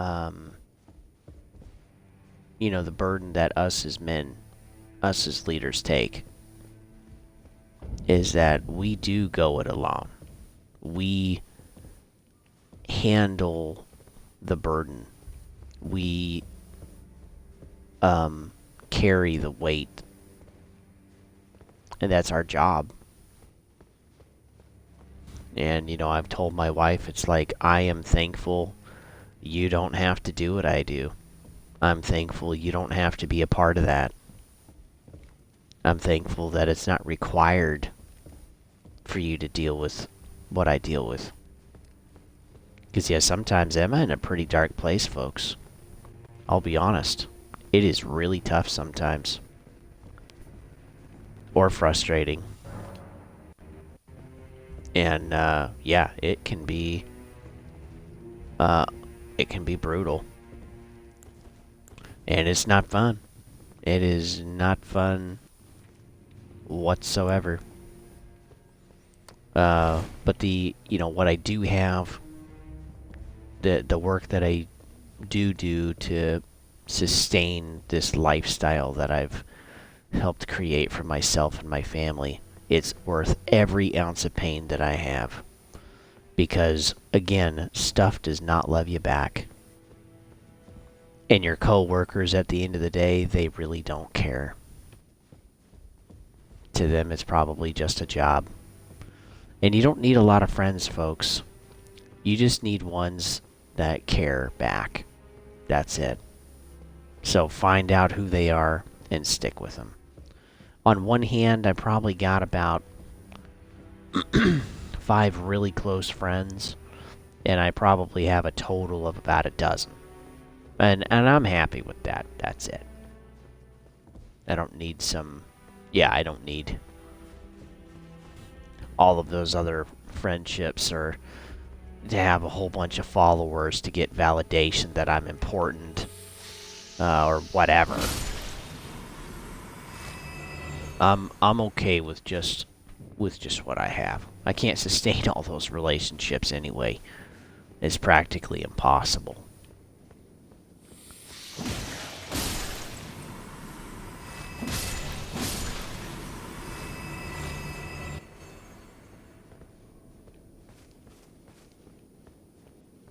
Ooh, what is over here?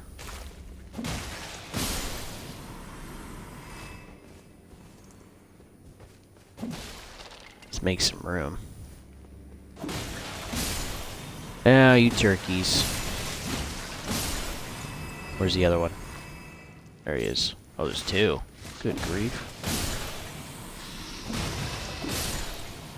Nasty. Nasty stuff. Ooh, that looks like that should be a hidden door right there. It's kind of dumb that it's not, in my opinion.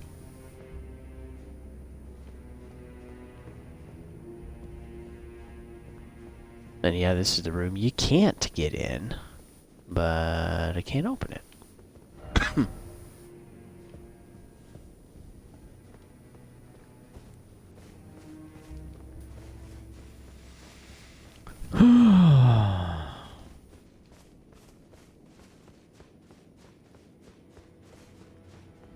Oh, that's right. I don't have to go to work in the morning. I work tonight. Ooh. Maybe family and I can go to the mall today.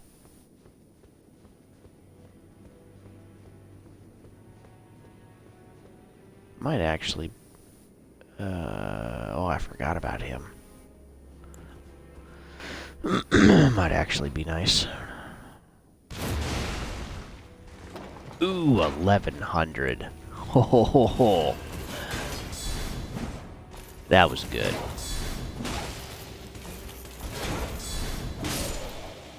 I really love this. I wish I could remember where I got this.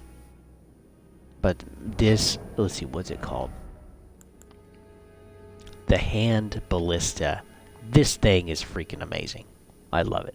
I really love it. I want to level it up all the way. But I'm not quite there yet. One thing though is you can't do any affinities to it. And you can't, as far as I know, you can't add any special ability. So that's a little frustrating. Oh yeah, the prayer room. This, oh my word, this place right over there, right there in that church, had one of the worst mini bosses I've ever had.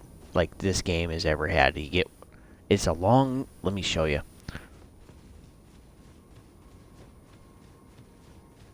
Yeah, this was retarded. Absolutely. I was so frustrated doing this. I finally had someone that I called in. Not my normal buddy, but they, oh, come on now. Fine.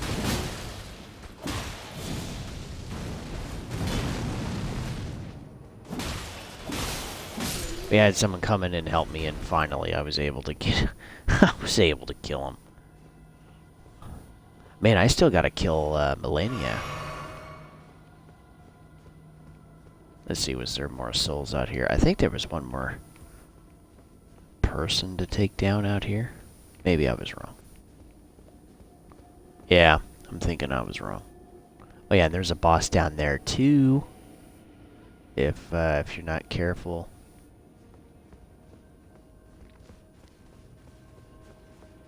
Yeah, still, in my opinion, man, this is still the best game last year. By far. I mean, I didn't play God of War. I heard it was really good. I actually heard it was an improvement, which is wonderful. That's not always the case. But I was really pleased to hear that God of War was actually done really well. And they added some features and aspects to the game that made it better. Made it a more enjoyable experience. And that's what we want. But yeah, this was the place. Freaking boss just rolls around like a fat pillow, and it is just one of the freaking worst. Wait.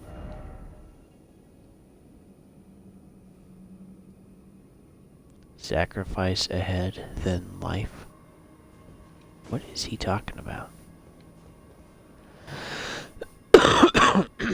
That is a huge snake. Maybe that's the snake from Sekiro. What do you guys think?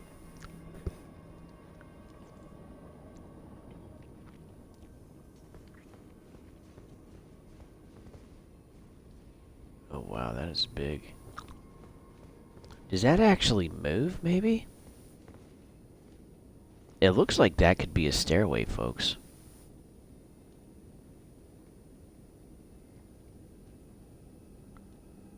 It kind of... Well, I think it just floats there. Because there is a gap, but I don't see stairs underneath.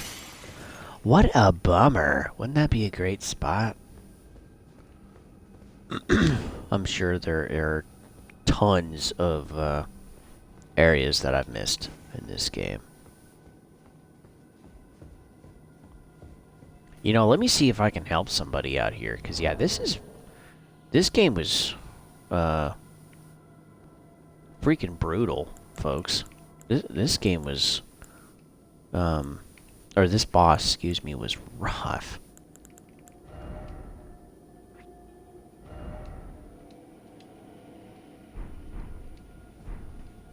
So yeah, let me give it a shot.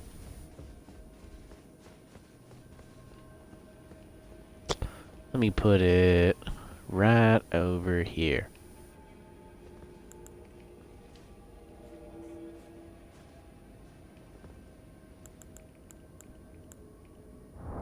Oh yeah.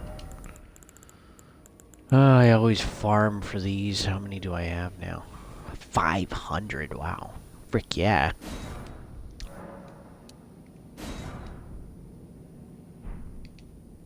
Yeah, I always gotta farm for that volcano stone.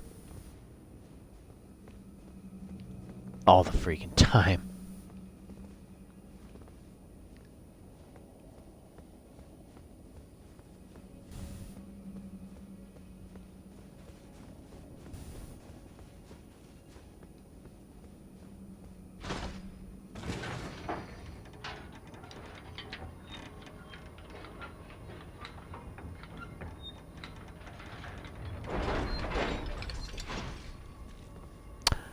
Oh, I should probably say this if you guys are watching Elden Ring.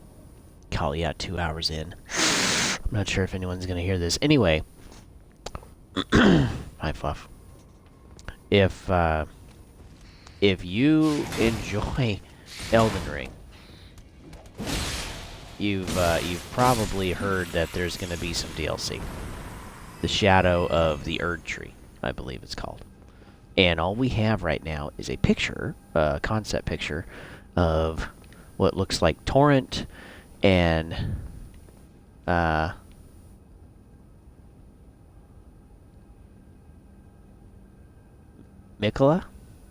Melania? Malekith? Anyway, something like that. Maybe it's Godwin. I don't freaking know. Anyway, we got somebody that looks like a woman walking through. Oh, it could be America, maybe. Anyway, everyone's got M names. So we have this concept art of someone walking through this kind of barren land. Doesn't look very alive. We got a tree in the distance. Again, we're not really sure what that is. But yeah, we have this DLC coming out. Again, we don't have a release date. It's coming at some point. But yeah, I am really curious what it's going to be. But usually, I mean, kind of sporadically, we have expansions and From Software games kind of all over the place. As far as I know and remember, we never had expansions for Armored Core. So in my opinion, they just weren't successful enough. That is a long-running franchise. But we always had DLC for Dark Souls 1, 2, 3, and Bloodborne. And I don't remember if Sekiro had any. I don't believe they did. But yeah, this Elden Ring DLC, we know that it's coming. And I really think it's going to be a big one. We've already hit the anniversary mark in February of the 1-year anniversary for Elden Ring, and we still don't have it. So, Dark Souls 3, we had several DLCs within the first 12 months. And then sometimes, yeah, we waited 6 months or even almost a year to get DLC. But yeah, this time we're at the 13th month mark for Elden Ring with how long it's been out, and we still don't have even a release date yet for DLC. So it really makes me think that this is going to be their largest DLC ever that they've ever done. I think this is going to be absolutely huge. And I'm so excited for this DLC.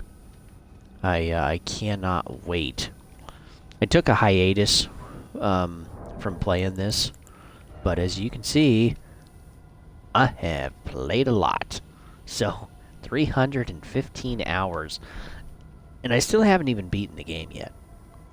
I've been helping other players. I've been running this game with another buddy. So we're kind of doing everything twice over. But this game has been so good. It's been so good. I have enjoyed it immensely. And for it to get Game of the Year last year, I absolutely agree. Hands down. This DLC, or excuse me, this game was just amazing. And truly believe that it deserves it. Oops. Ooh, that was lucky. Who's up there? I see you.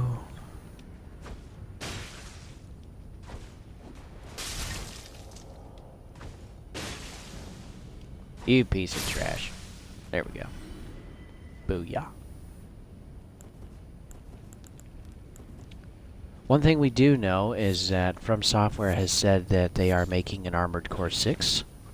It's called Fires of the Rubicon. And we know that Armored Core 6 is going to come out before the Elden Ring DLC. And From Software has also expressed that if there's no delays, Armored Core 6 is going to be coming out in 2023. And my guess is that since we still don't even have a release date for Armored Core 6, we're going to be getting that during the fall sometime. So September, October, November. That's my guess of when we're going to get it. If we don't, it'll be delayed at some point, of course. And yeah, we'll just have to see. But usually they don't delay their games.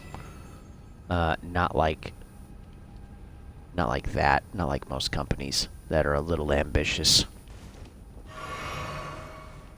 But yeah, I really am excited for this. I cannot wait to be able to figure this, to see for myself what this is going to be like. Yeah, I am so... Did I even go down here? I don't even know. Don't look very healthy.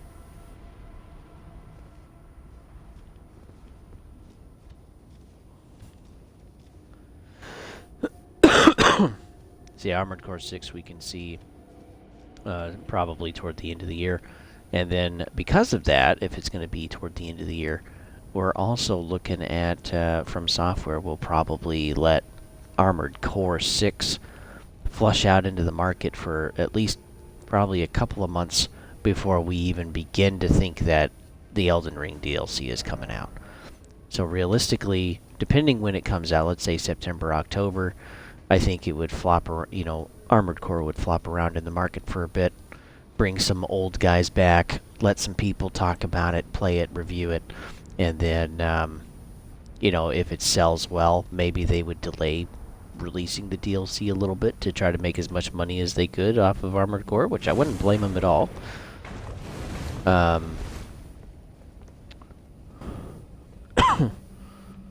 But yeah, we'll have to kind of see what happens.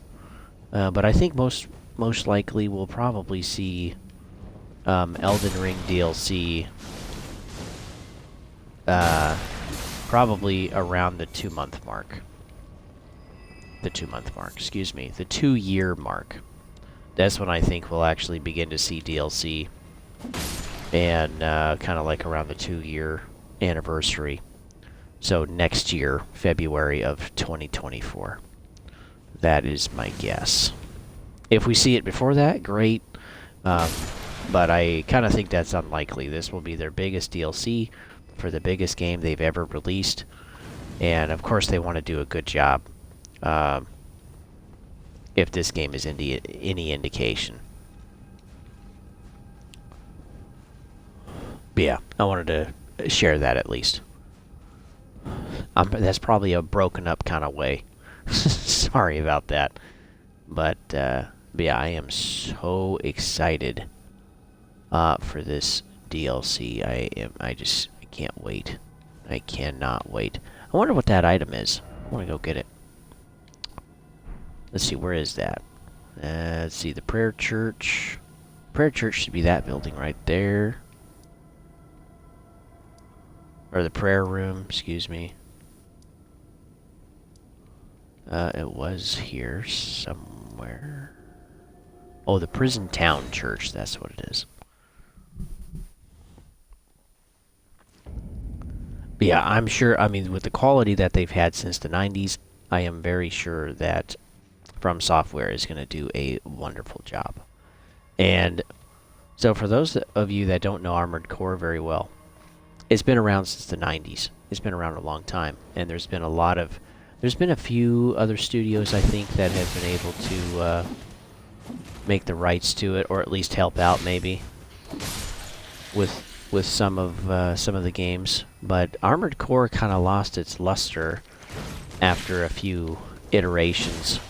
And it's just because, in my opinion, there wasn't anything new about it. I wasn't overly excited. There wasn't anything different. It was just kind of like playing expansions. And in my opinion, too, they didn't flesh out the story very well. And so we kind of had these,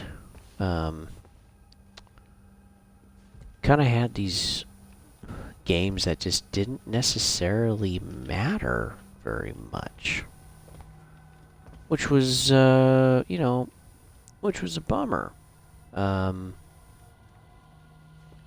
I certainly wanted them to matter, but I didn't. I didn't feel like they did really, and I wish they could have done a little better. But they did change up their formula, and that's, in my opinion, that's how we got Dark Souls, or excuse me, Demon Souls. So we had Demon Souls, which was like their first real... Man, am I going to survive that? I don't know. Excuse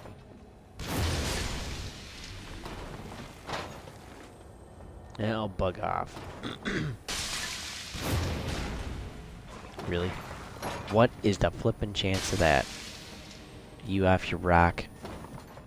Come on.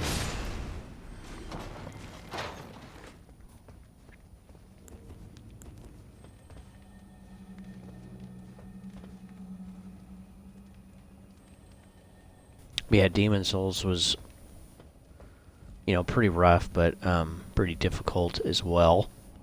They had Demon Souls released for PlayStation 5, which I'm pretty frustrated about, but, whatever. I still want to see if I can get Demon Souls and actually play it on the Xbox One, because I think Demon Souls is a 360 game. And yeah, if I could play it and stream it, oh my word, that would be lovely. I would just geek out. It's as simple as that.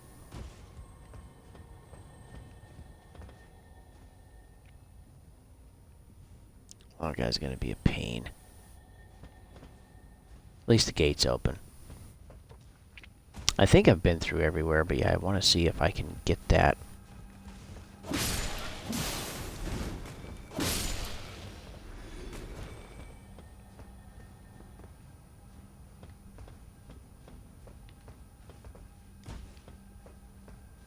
And I got 175k. I think I can level up once. See, I really don't want to mess this up. If I can help it. Try down. Try down. Oh, man. Well. Oh, man. That is... Nope. Torrent can't help me. Okay. Man, if I die, this is gonna suck. Oh, my word. Okay.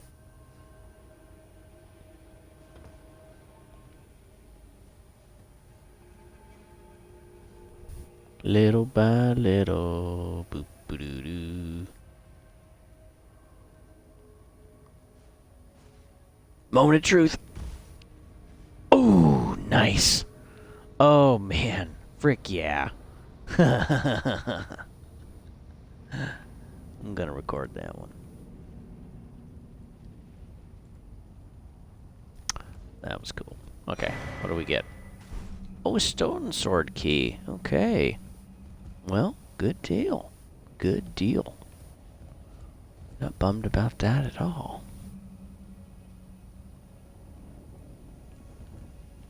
Man, I feel like I should call it here, but oh man, this game is so fun. enjoy this game so much. Yeah, so Ace Combat. Armored Core 6 later this year. And then I'm guessing at the earliest we'll see Elden Ring DLC in November. But I think it's likely next year around the anniversary, the 2-year anniversary. And I hope they actually keep producing DLC for this game because it's so big. It is so incredibly big of a game. I mean, they could do so much. There's so much lore here. We could go back in time to different wars, to different things that happened, flesh out different characters that we don't even get to see in the game that are talked about in the lore.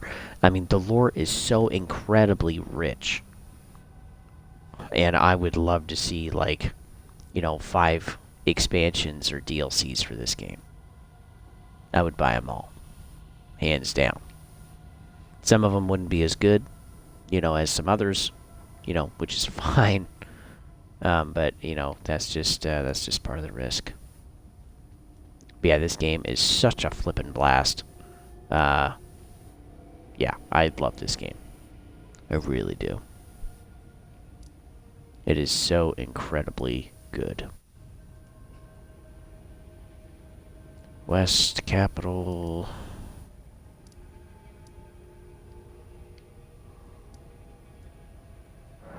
Oh yeah, Forsaken Depths. I heard there was a invisible wall in this area.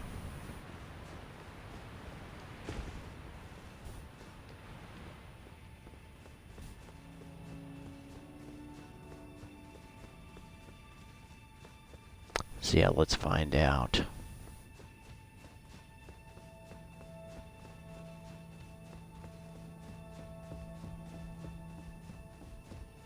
Yeah, you still gotta fight the real Lord of Blood.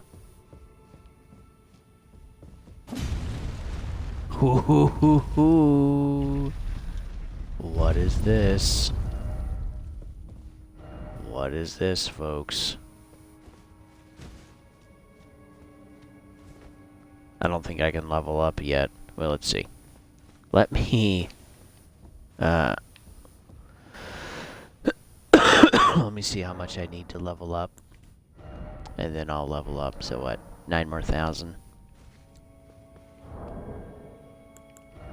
Let's do that.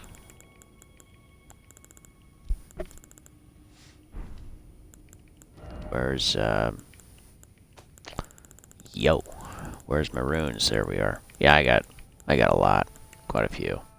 Yeah, 43. Okay. Yeah, I still don't really use these much. I do for moments like this. And this is really what I save them for.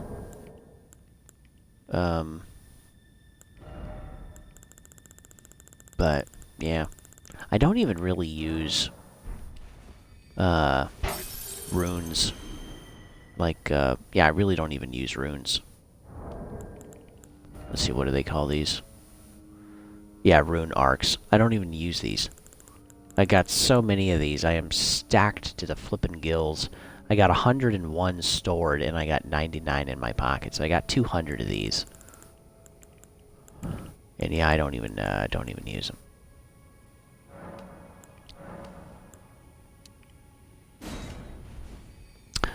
Banana. There we go. We'll level up one more time.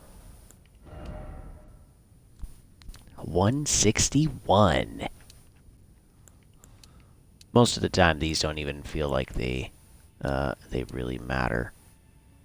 But what are you gonna do?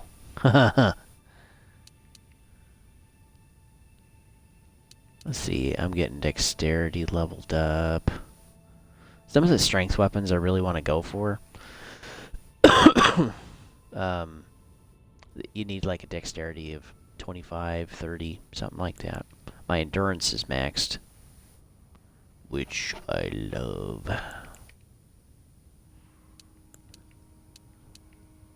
You do strength too, I guess.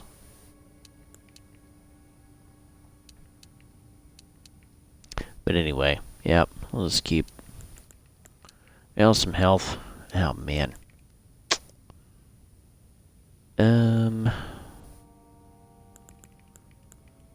Yeah, there's arcane too. There's all sorts of stuff, but yeah, I'll eventually get there. Yeah, my mind is pretty weak.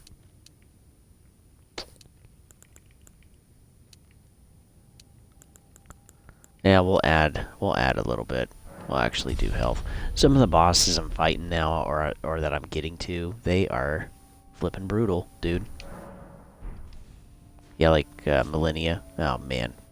You know, I gotta share, that was one of the worst experiences I've ever had in multiplayer gaming for a while. So I'm co-oping. I got my best bud and another guy. And, whoa.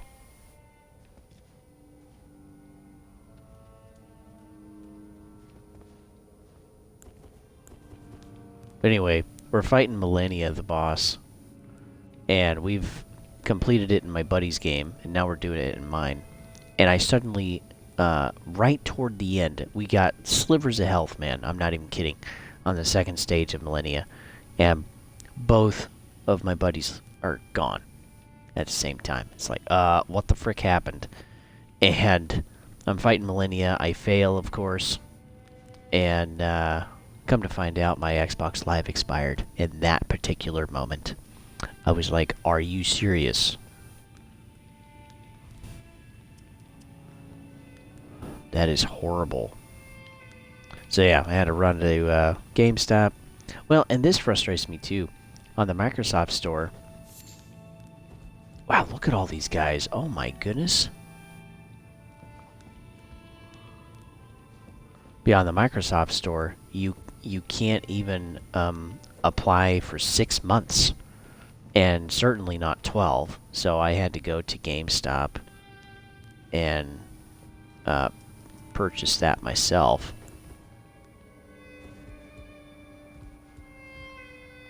See, how did people die? Oh, someone's... Really, dude? That sucks.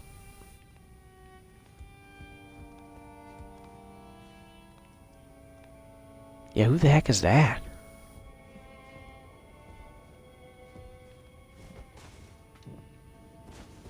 Who are these people?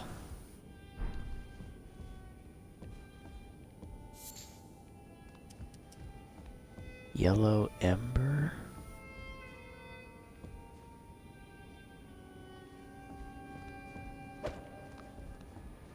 Come on.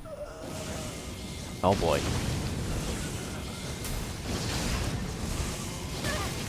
Yeah, just spam death, okay? That's good. Come on, bro. Seriously.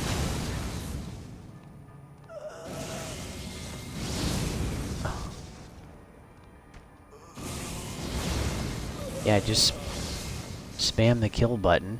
Come on. Ooh. Nomadic merchant armor. Hey, alright. Well, that's kind of cool. I didn't expect that. Can I just kill you now? Please? Before you kill me? Oh my word. What the frick? No!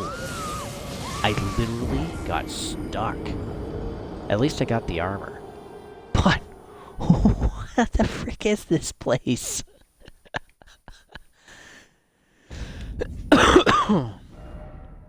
Let's see. Let's take a look at what I got.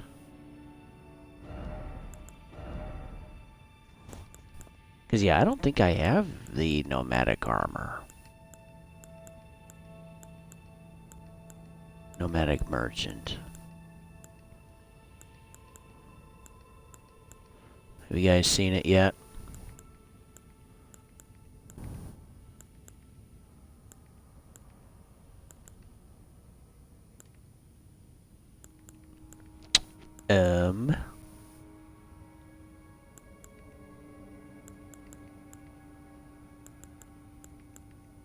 Oh, there it is.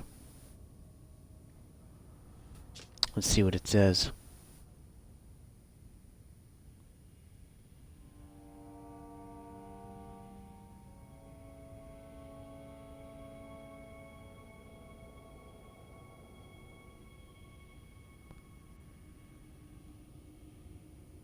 Oh my word.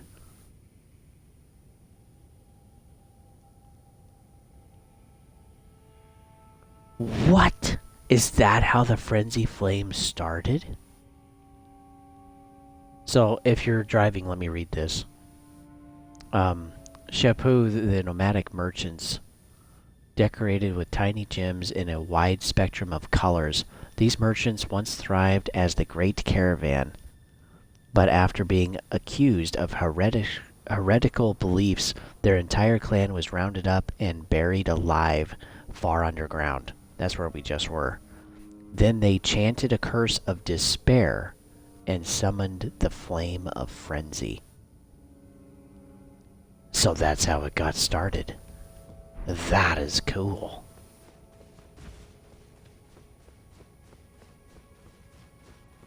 And this is the first one. Chanted. Yeah. Despair. Wow, they locked him down here. Oh my goodness. Are you off your rock?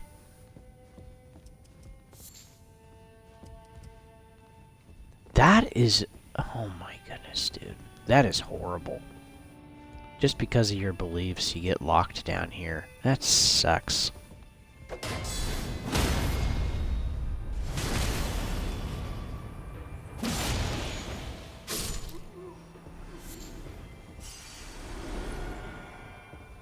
Yeah, there's only a few souls, but we'll take them. Wow. So yeah, they got screwed over. Could you imagine? I mean, there's hundreds of people down here.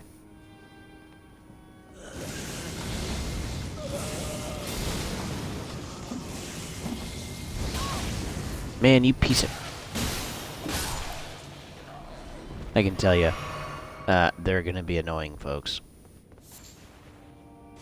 Eye of Yule. So is that where that comes from too? The Eye of Yule? Because we see, too, that there's different... Yeah, there's... Oh man, there might even be 1,000 people down here.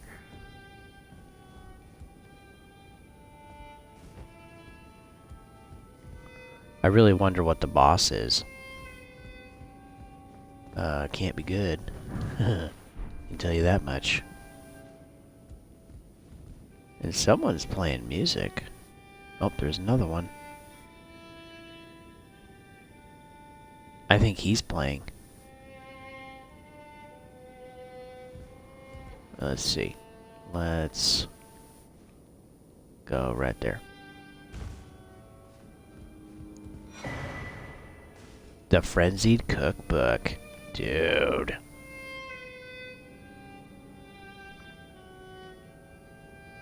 Well, he's playing music. Hopefully he's not going to kill me. Yep, he's pretty happy. Good deal.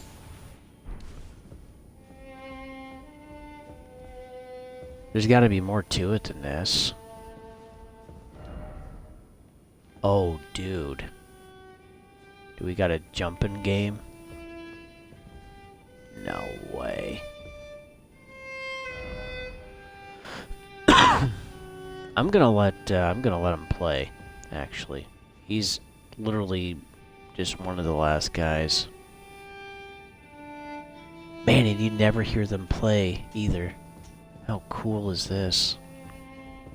Okay, you think we can make all this? I tell you, man, this is yeah. This is gonna be tough.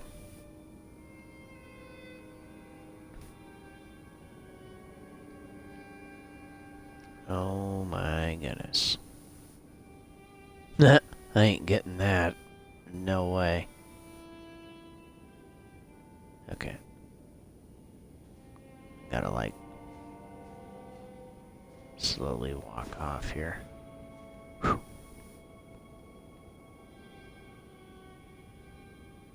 Yeah, then if you go the wrong way, you're just screwed. There's nothing you can do about it. Son of a butch. Oh my word. Okay, good so far.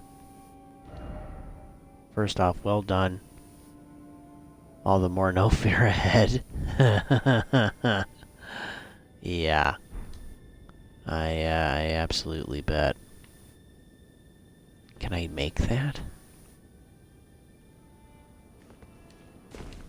Whew. Oh no! Oh no! Oh my gosh. I didn't even see anything down there. Well, that has me curious. So then I gotta kill those... That sucks. Yeah, I heard about the secret door down here, but I didn't know that's what this was. You a bad guy? Where's the other one?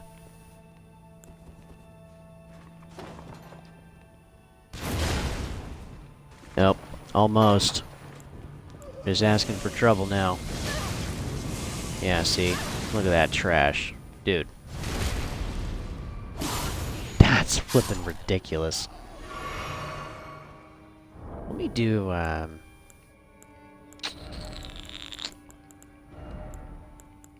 me do this. It'll protect me a little bit. Dude, folks, I gotta give you a pro tip. If you guys want this, this gives you a 13% boost across the board for physical attack negation, like physical damage. And this thing is freaking amazing. Let me show you. So yeah, the top one, physical damage, I go from 34.5 to 47.6. So yeah, 13.1% extra damage negation in physical. It's insane. It's so wonderful. So yeah, if you got someone beating you to a pulp with a big bat or whatever, try to find this. This is in the Halig tree. And you want to go to... over here. You got to start in this mess. There's a little portal you need to slipstream through in order to get here. But yeah, you want to start at the prayer room. Get to the Ilfel inner wall. Good luck. And then start at the drainage tunnel. You want to go out, and then on a tree root / limb, go to the left, and you're going to see kind of a small sloped roof on multiple sides all the way around. And there's going to be a hole. And you want to drop into that hole and then hop off to the left after killing some enemies. Have some volcano bombs or something and burn out the little critters. And then this guy is going to be in a chest. And so it's freaking wonderful. I absolutely love it. Yeah, 13.1% is nothing to shake a stick at. That's pretty dang good.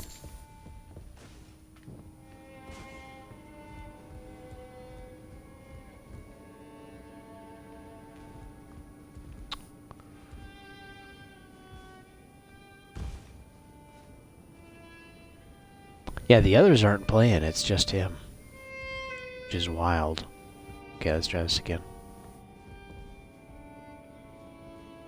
Yep, there's missiles. Woo. Would have been a bummer.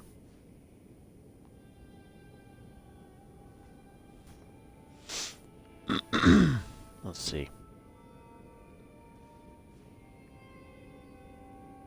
I think that's just a normal jump.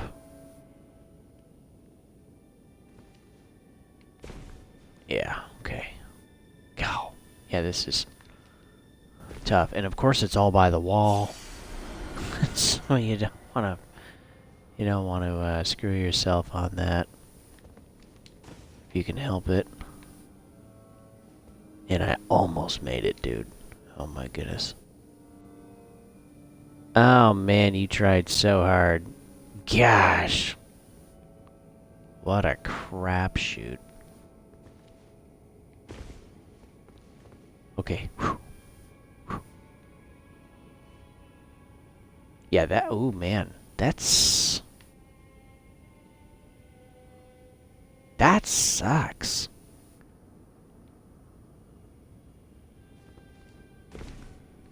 Okay. Got that. Oh my goodness. Okay. There goes nothing. Can I make... I don't know if I can make that. Wish me luck. Ooh! Ooh, man. Okay.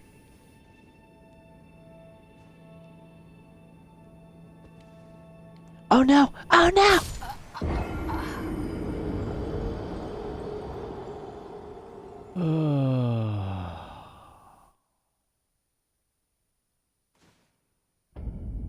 Okay, we're getting there, folks. We're getting there. What a bum.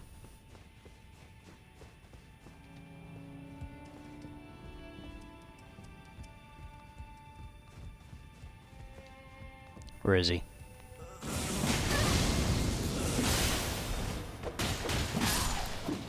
Gosh! You know, that guy is not exactly a pushover.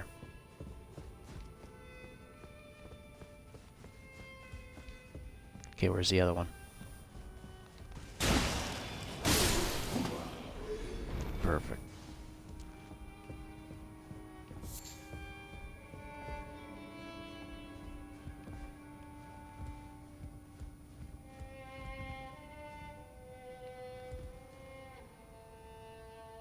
Oh, little Tot's getting fussy. I can hear him. He could be hungry? But yeah, I'm not sure about that either.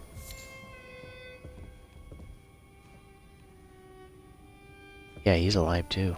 Wow.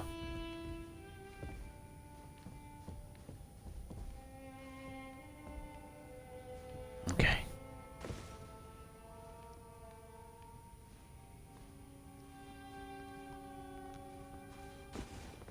Woo, boy, that is sketchy as crap.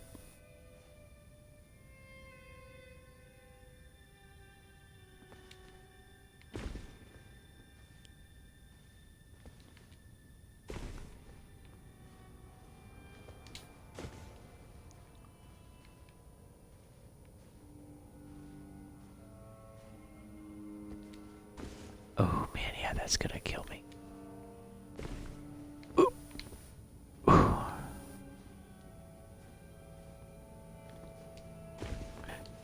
Oh my!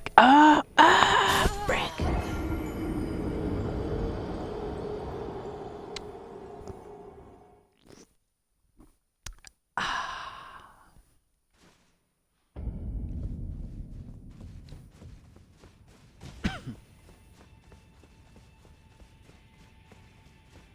I really want to get down there. I don't know what's down there, but I'm guessing something to do with the frenzied flame.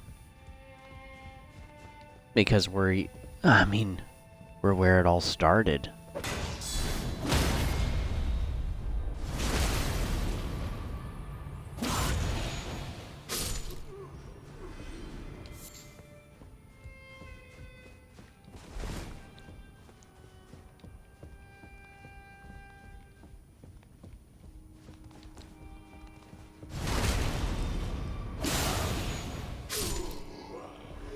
Okay, just making sure he's done.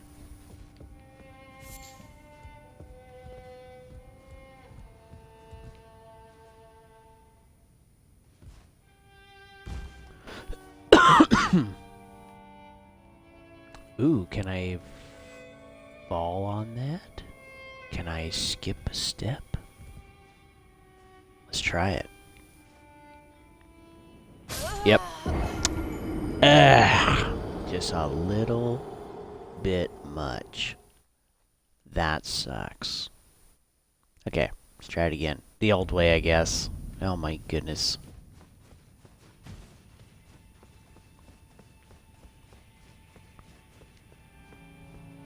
I've heard too there's like a way to cheat and like ride all the way down. Let's see what happens.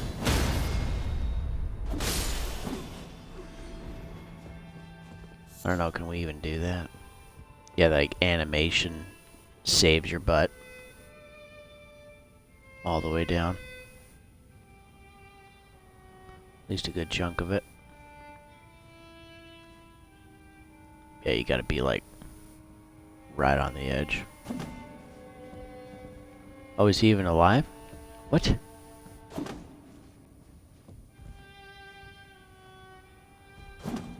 Nope, he's dead. Ooh, he's dead. He didn't make it. I thought that one was alive. Apparently not.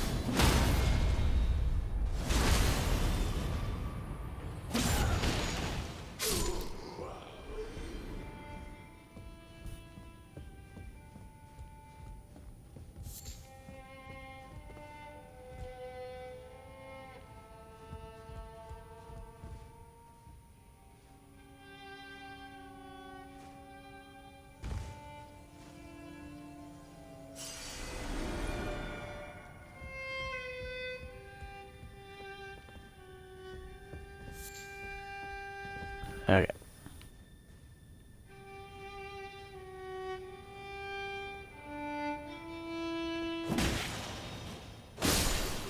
I messed that up.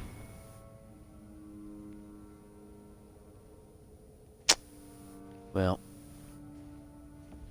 guess we gotta do it the old way.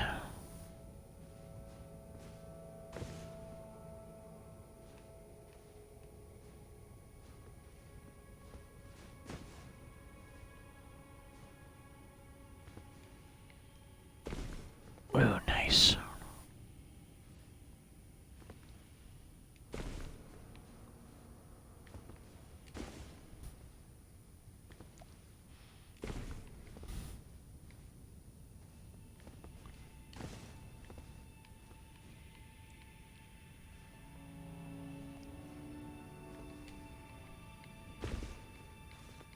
Okay.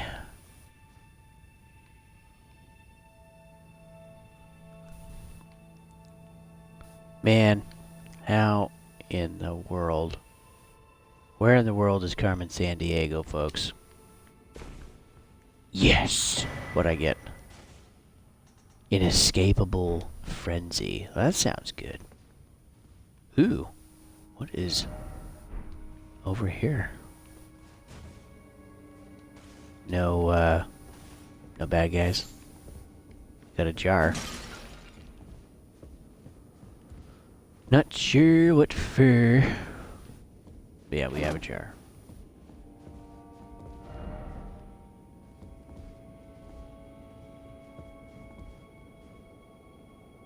Ooh, there is an item in there. Well, how do I get that? Let's praise this. It's great. Absolutely. Oh, man. Can I... But I don't have a dude. Yeah, there isn't a dude out here. The fingerprint stone shield. Let's take a look at that, folks. I really enjoy this one. But, causes build-up madness. Or madness build-up. You know what I meant. Don't make fun of me.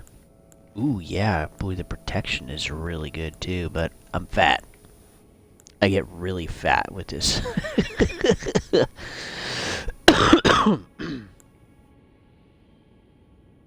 Yeah, to maintain your kind of agility, boy, you'd have to really up the equipment load. How heavy is this thing? 29. I think it's literally the heaviest one that I have. That's insane. Well, let's read up on it. A great stone shield with an intricately carved fingerprint design. One of the heaviest of all great shields.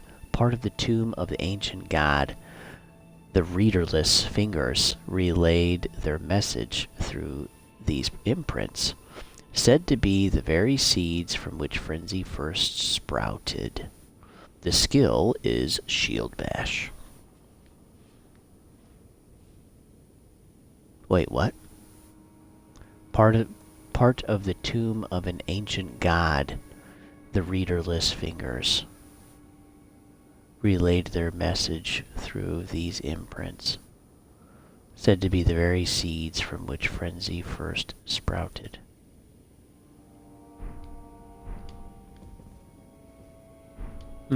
See, he's breathing. He's alive. Hello.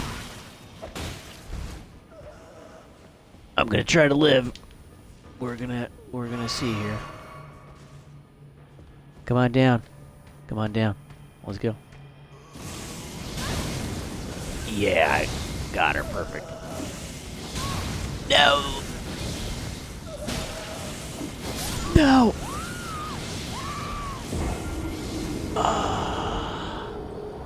You gotta be kidding. It's literally right there. It's literally right there, folks.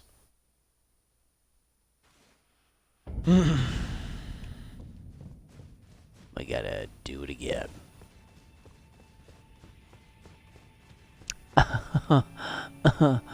I almost had it. I almost had it, folks. Well, if I did it once, I can do it again.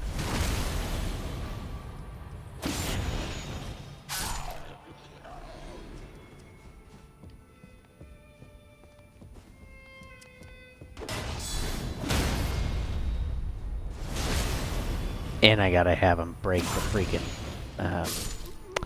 gosh, I gotta have him break that thing again, too.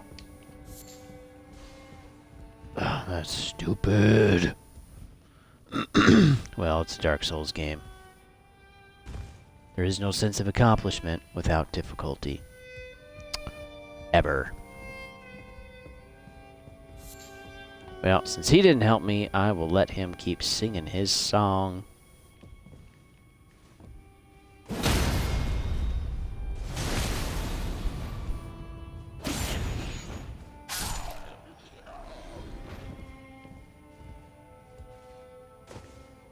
Okay. Whoop. Oh man, that scares me a lot. Yeah, that one's pretty sketchy as crap.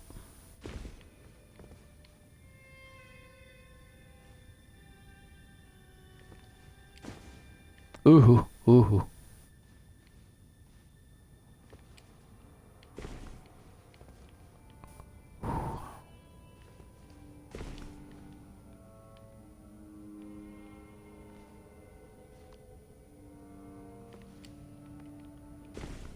Okay.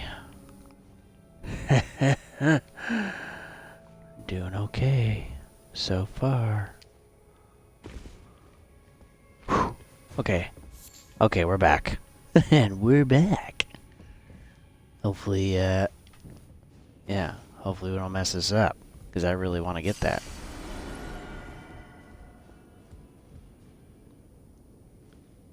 Okay, I literally want to have this guy, like, pretty much be nothing. Okay, that's good enough for me. Come on, dude. Come on down. Come on down. Because then I'm just going to burn you out. Come on.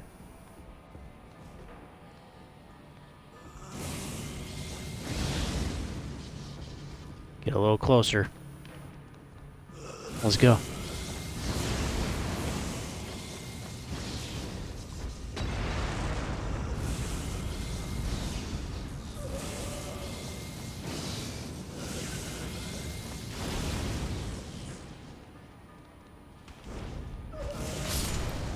Perfect. Right in the freaking face, dude. Right in the face. I'm pretty excited about that. Ooh. Mikola's Needle. Let's read this. Where would I even go to read that? Yeah, here we go. Is it at the end? It is. Examine. Note written by a nomadic merchant succinctly detailing knowledge acquired. The Empyrean Mikola crafted a needle to resist the influence of outer gods. Those who have inherited the flame of frenzy, yet wish not to become its lord, would do well to seek Mikola's needle.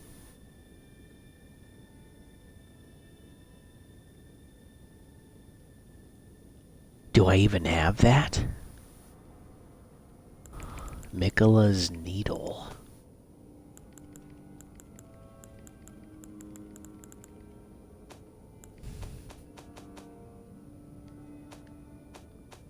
I'm guessing...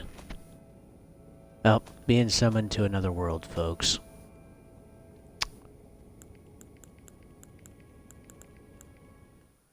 Mikola's needle.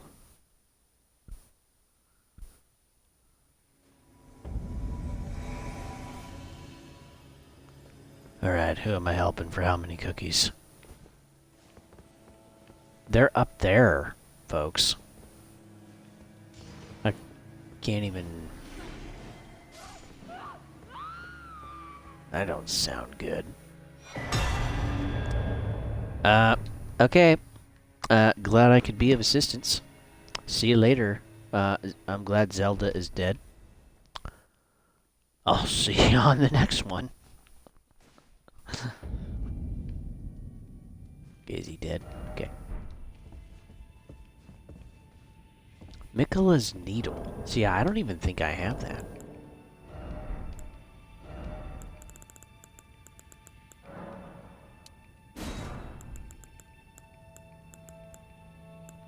I wouldn't even know where to, yeah, I wouldn't even know where to use it. Where I should have it.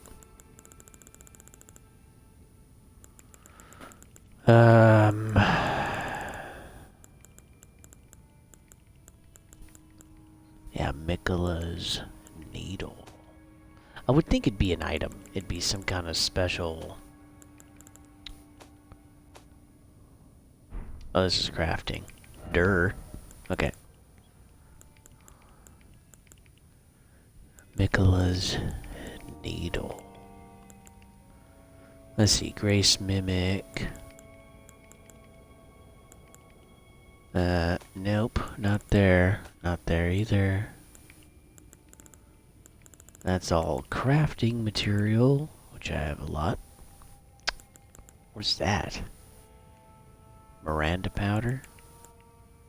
Alrighty. Bolstering materials. Key items. This sounds promising.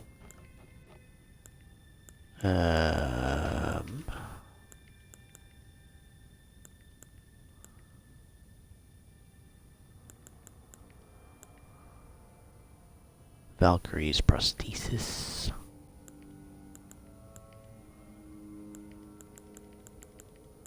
All of my cookbooks. Spirit calling bell. I got a sewing needle. I got a god sewing needle.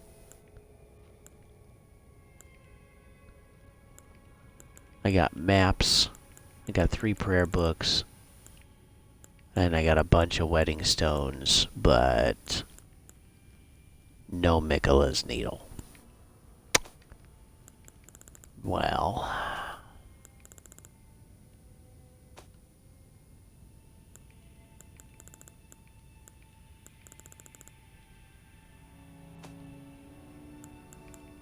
I do have a weapon.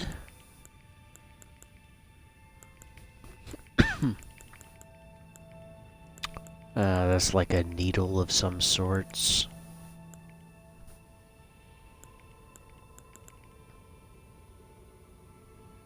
It's here somewhere. Here we go. Nope. That's the cipher. Ugh, I don't think I have it. Son of a gun. I don't think I have it. Mikola. Mikola's the man, right? The brother of Melania. I don't know, there's so many M's I can't even keep it straight. Well, let's keep exploring.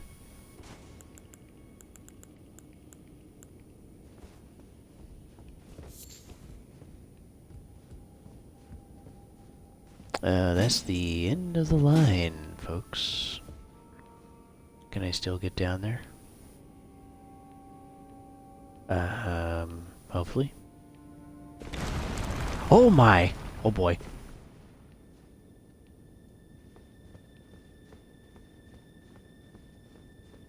I fell through the floor. It broke away. So there is a side of grace down here, though, so that will be helpful. Okay, let's shed some light on this. Oh, and I can't even hold it up. Okay. I can't attack, so this is like a special area. So there wouldn't be any secret walls either. Oh, there is a secret wall. You gotta roll into it. What is this? Oh, another rune arc. Okay, yeah. 202 now. Just keep racking them up. Yeah, I forget you can roll. I do forget that. Gonna try all the other walls just for fun.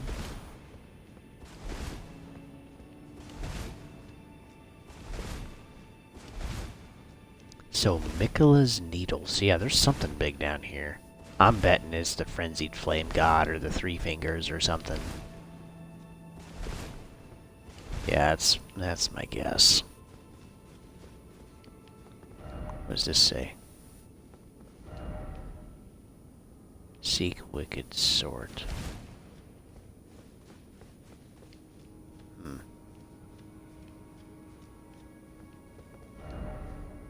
Visions of boss. Tarnished ahead. Listen carefully. Don't you dare. Wow, look at this door. I think it's a door? I'm not even sure what the heck that is. Confidence required ahead, and short, no armor ahead. So armor's not going to help me. Visions of fingers. Can I open? So it looks like a door, but I got nothing.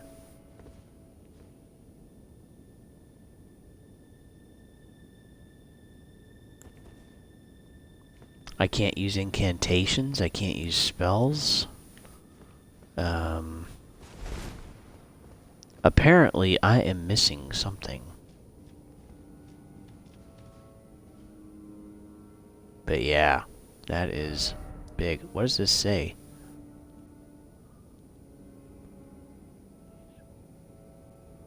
Yeah, frenzy. So the grace is called Frenzied Flame Proscription. That is wild. Yeah, that's gotta be the three fingers or something. Back there. How cool is that? Well, cool. I love finding little stuff like this. I think it's great.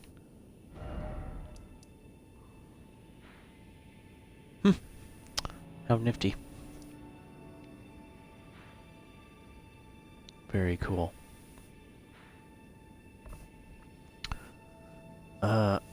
Oh man, I really don't want to quit. I enjoy this game so much.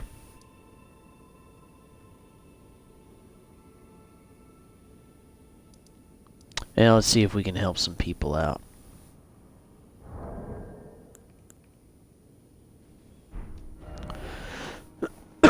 Let me go somewhere where I can explore.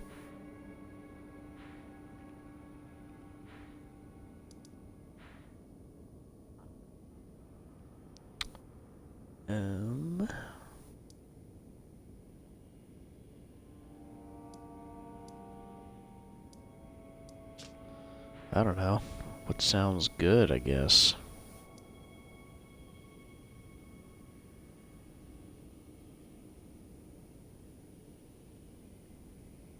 Let's go to the hold real quick. Now that I've found that down there,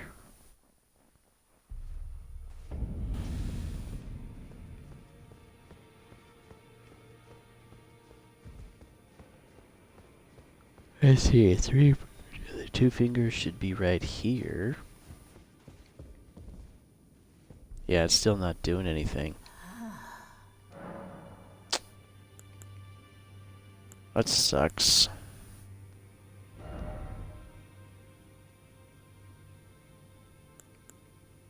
Oh yeah, I killed that thing. The natural bone.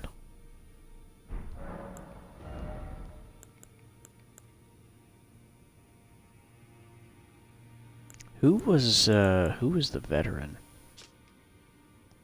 An old helm that has seen many battles, worn by Naal, the veteran's general of Sol.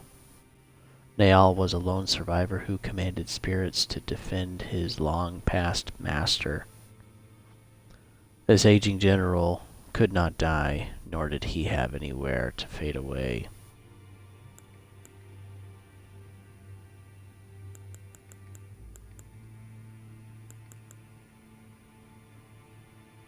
Yeah, his armor's pretty dope.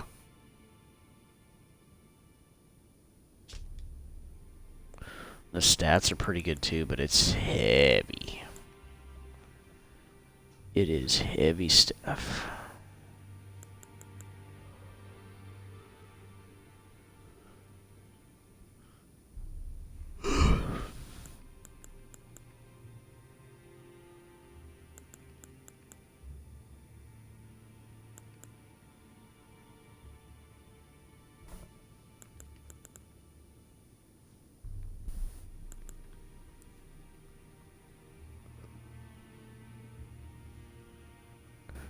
Yeah, I don't think I'll buy anything yet.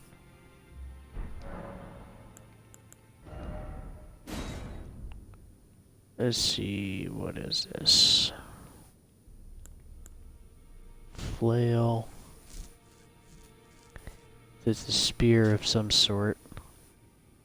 Flail which deals magic damage, having been imbued with power by the remembrance of a steel formed of the same many-colored star debris that comprise the form of the natural born of the void.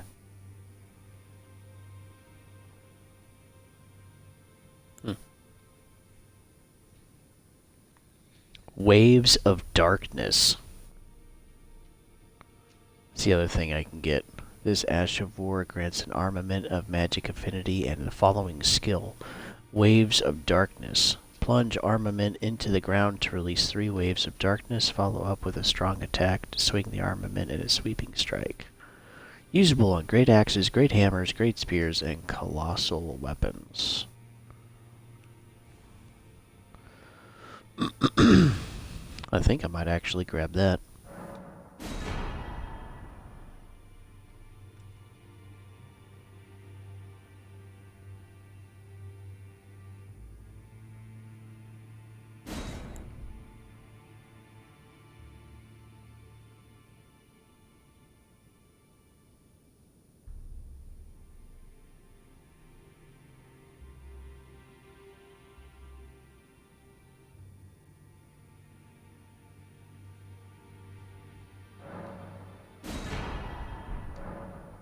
There we go, I did the remembrances. Only the smouldering flame in the great forge of the giants on the highest peak in the lands between can burn the earth tree. But special kindling is required to reignite the flame. For the flame to burn the earth tree, a sacrifice is needed of one who envisions the flame.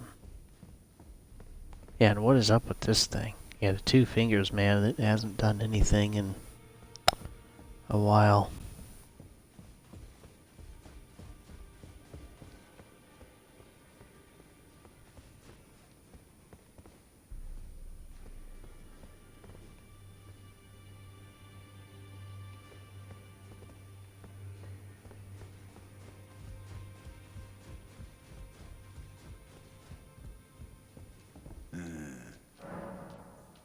are 4 more demigods. Mikola of the Halig Tree, the Unalloyed.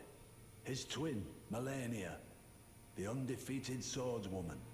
Luna Princess Rani, daughter to Renala. And the one only known as the Lord of Blood. Rani is said to have cast aside her great rune. So here at the Hold, we seek the whereabouts of the remaining 3 shard bearers. If you should learn anything of these men, I'll trade your finding. We both as such. So yeah, I got 3 left. So yeah, maybe for Mikola it's the so what do you call it? Is that needle? Maybe that's what I need to get through the door. Maybe that needle acts like the key for the frenzied flame door that I just found. I don't know, man.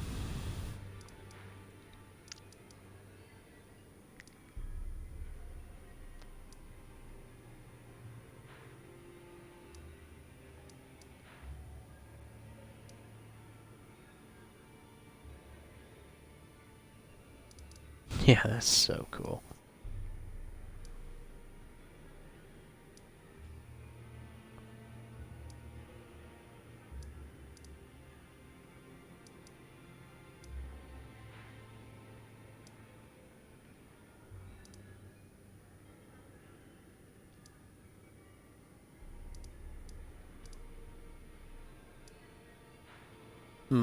Well, I think I'm gonna call it there, folks. I think that'll be it. And I've pretty much flushed out all of this, except for Melania, as far as I know. Well, on that bag of sacks. Putrid thing was just wiping me with the floor. It was horrible. Anyway, there's more to this too. I mean, there's no way we're done.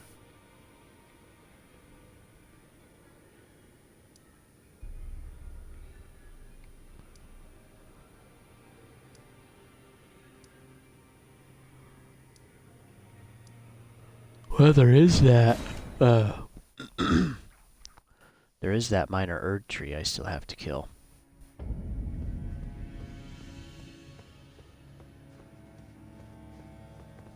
Right down there. Somewhere. Yeah, running through this whole thing, oh my goodness. It was brutal. Yep, there it is.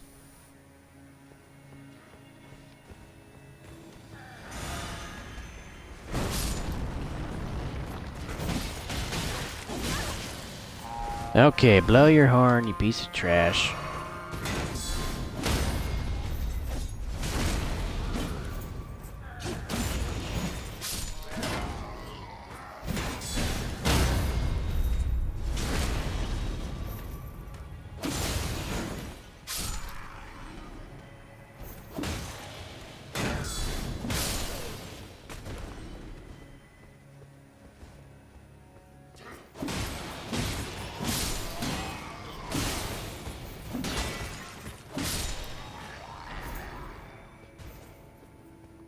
I really need smithing stone 8s. Like, I really need 8s. But yeah, I don't have those yet.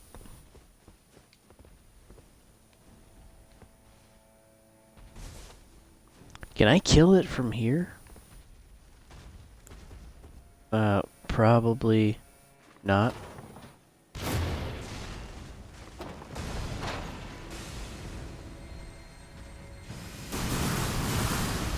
I'm probably just asking for... Yeah, he's just gonna spam that.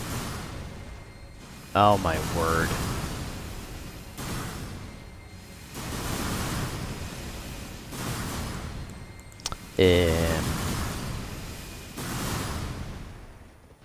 Ooh, can he fall off? Come on.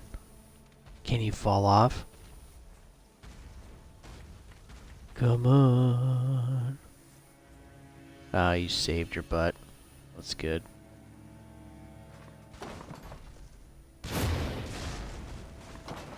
$700. I don't know, this will be boring, but I might be able to kill it this way.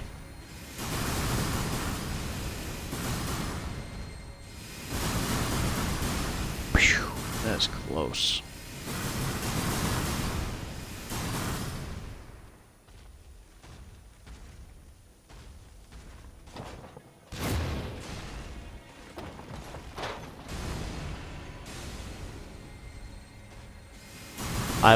I would love for him to fall off. I think it would be amazing.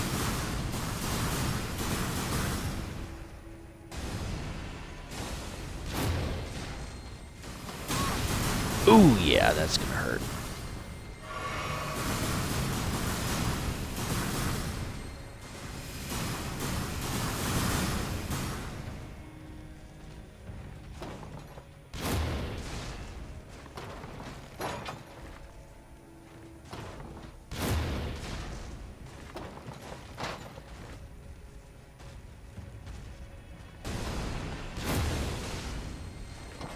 Oh no, oh no. Ooh.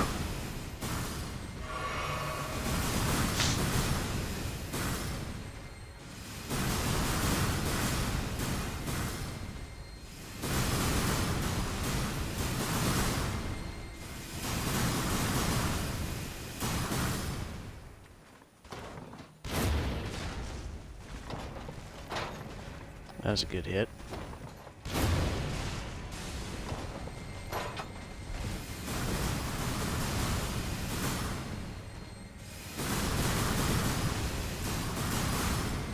Can I even chuck this?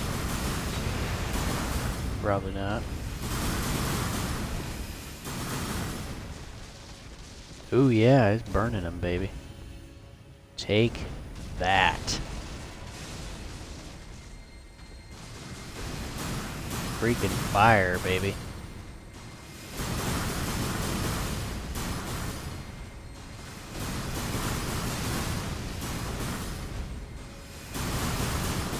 These volcano things are so useful, man. I can't even tell you. They're amazing. Ouch. Yeah, I ain't dying now. Not when I'm this close.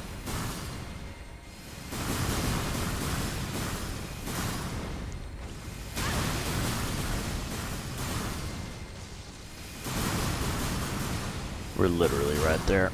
Come on. That should be it. Oh, come on. There he goes. Perfecto. Ooh, rotten staff. Very nice.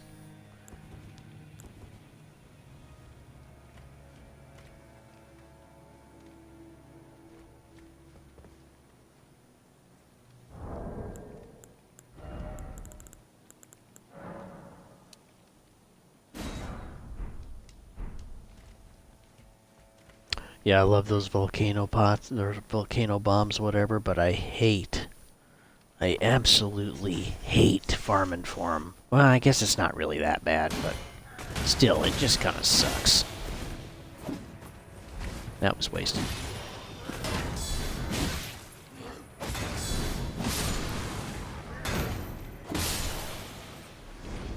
Oops, wrong button. Hey, I didn't waste it, I guess. That's good.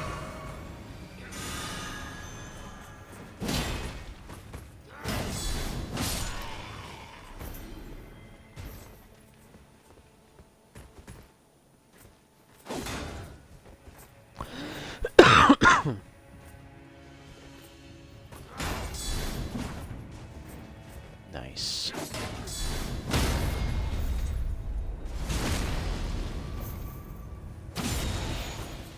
Oh, that. Lost an item. I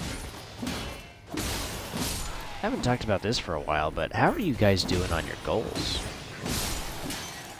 If any of you have been around with the channel since last year, you know that in January we talked about goals and just kind of like a focus to move forward and to, you know, do something. Because, yeah, remember, progress doesn't happen if there's no intentionality. So you gotta have that. You gotta have something.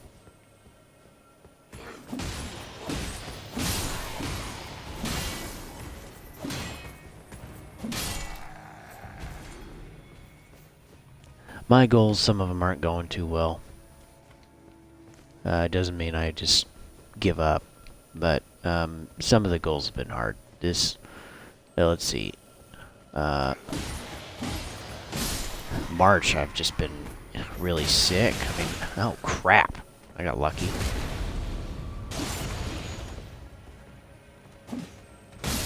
Yeah, March I was just really sick. Pretty much 3 weeks. 2 weeks I was pretty much down for the count, and man, that was just brutal and horrible.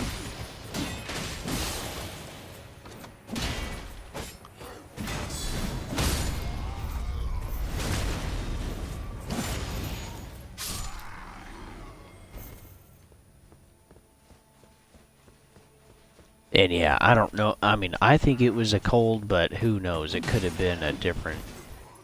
Yeah, I don't know. Different COVID thing, whatever. I have no idea. What is he doing up there? Dude.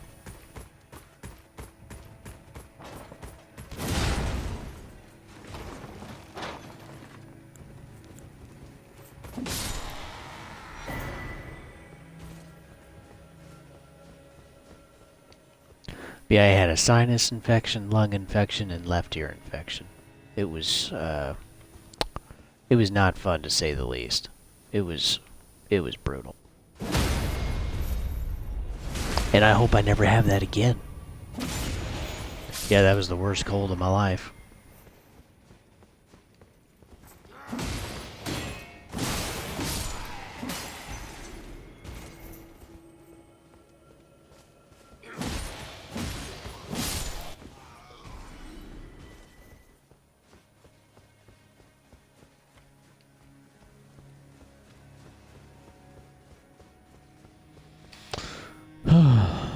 So yeah, it's been, I don't know, it's been a long month, but it's been going fast too, luckily. Maybe that's a good thing. But yeah, I just feel tired. And yeah, no rest either, not really. At least not for the time being.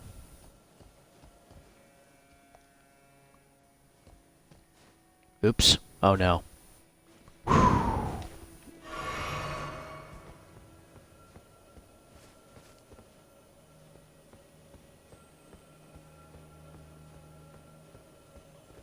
That could have gone bad.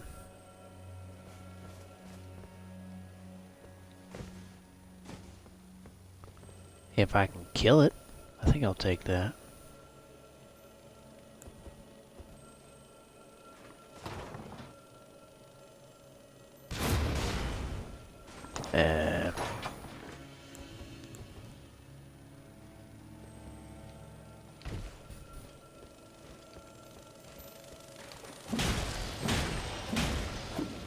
Oh, you turkey? Oh, good. Got it. Perfect. Give me 3. Ooh.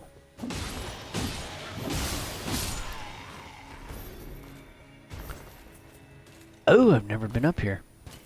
There's a chest in the back. Don't mind if I do.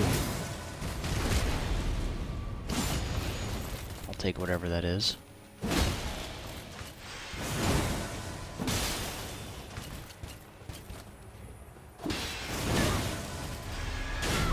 No, I'm dead. Oh my gosh, you suck. I'm curious now what that chest is.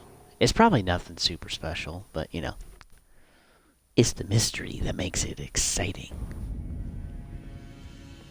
Now we gotta go through all this garbage again. At least I don't have to kill that minor Erd tree. He's gone. He is dealt with.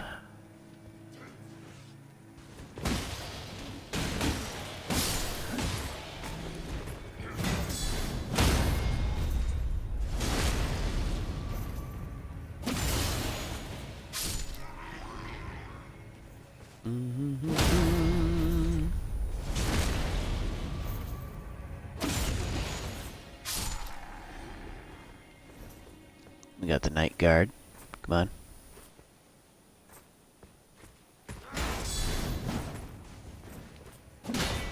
Very nice. Yep, enjoy that.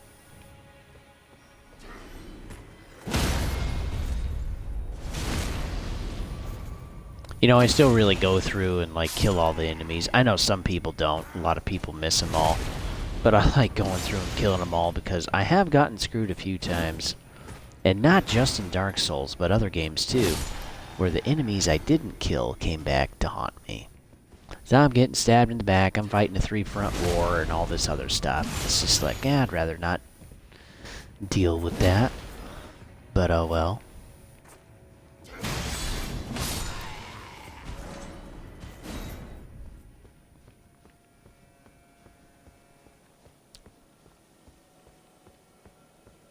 So let's see, I gotta go up.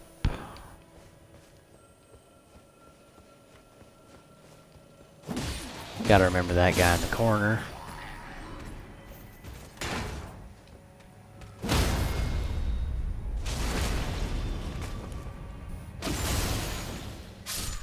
But yeah, too, just killing them off and everything. It's a great way to farm. I don't see why more people don't do it. I'm helping this one guy, and he is constantly wanting to just skip everything. I definitely think he's a younger kid. But yeah, he's just wanting to skip everything, do whatever's easiest, and have a great time. But man, it's like, you do that, you're gonna miss out on leveling up and... Oh my word, not again. My turn.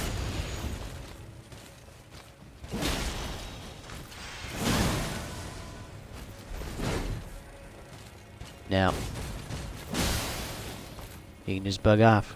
You can just bug off, Melania's twin. Pretty please. Can't do your Coast Guard thing. Ooh, you were gonna try that again. Not today. Okay, let's find out what's in here. Anyone else in here? Not that I can see. Alright, let's figure it out. Ooh. Ooh, the Clean Rot Knight Finlay. Very nice. You know, I'm not into the whole spell summoning thing yet, but I probably will be. Because I want to play the game a little differently. I want to try some different stuff out. Give it a shot. You know what I mean? Can I get up there?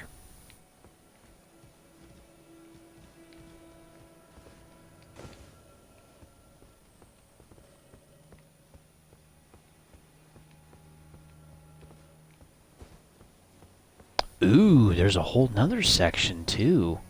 Ho ho! I'm finding more stuff. I love this.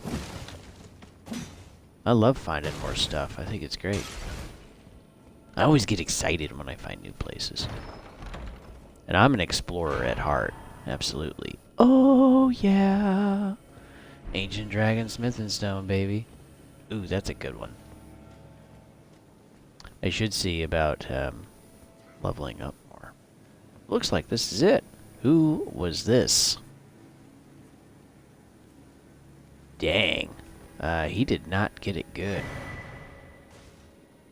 Seedbed Curse. I think I got one of those already. I am not even sure what that is for.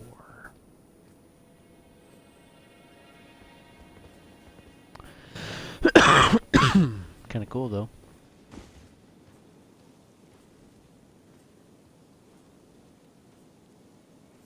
Man, I'm sure there's so much.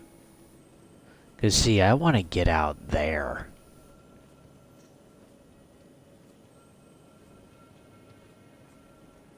Oh. There's a top out there, too. Ooh. Yeah, there's like a whole section out here. Have I been out there? It doesn't look like much. There's a little firefly bug. But that kind of looks like it's it.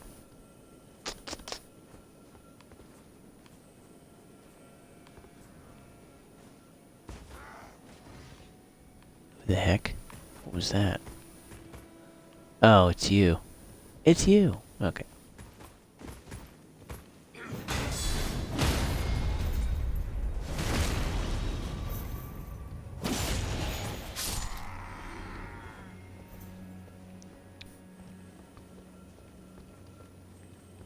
Yeah. Yeah, let's go on there. I don't think I've ever been up here.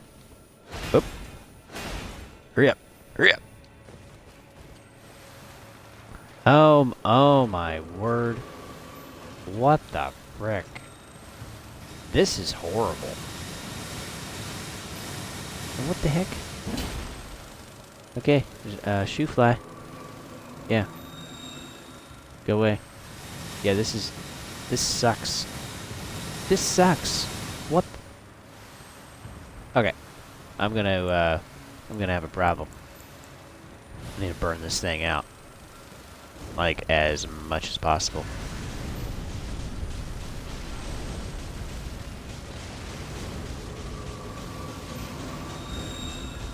Not good. Not good. Oop. Okay. Yep, keep going, baby. Keep it going.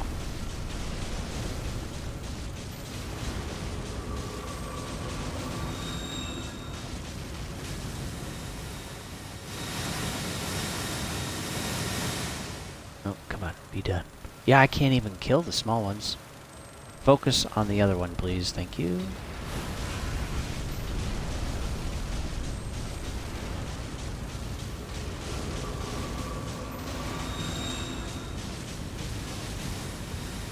It's literally right there. It's literally right there.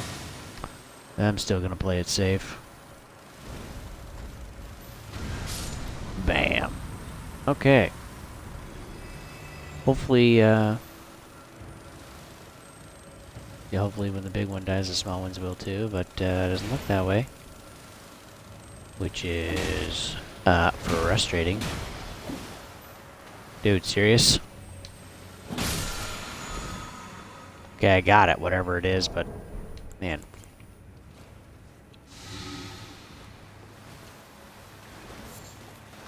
Poison Blossom and Miranda Powder. Okay, so, really I didn't get anything. Is that what it's telling me? This was just, all for fun. Fun for all. Yeah, I can't even kill... What is it with these flowers, man? They're horrible. They don't even do anything. Just stay hidden in the ground. Freaking horrible.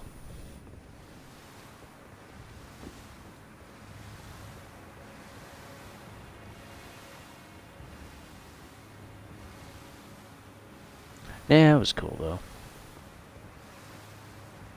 Is there... Nope. Really nothing to write home about. Oh gosh! Yeah, so I really think you're just supposed to drop down and that's how you get out of here, but I don't want to drop down there. It's a mess of a place.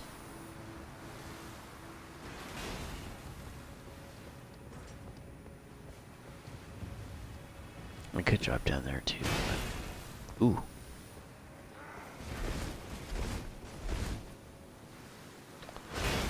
Yeah, I'm kind of thinking that's it.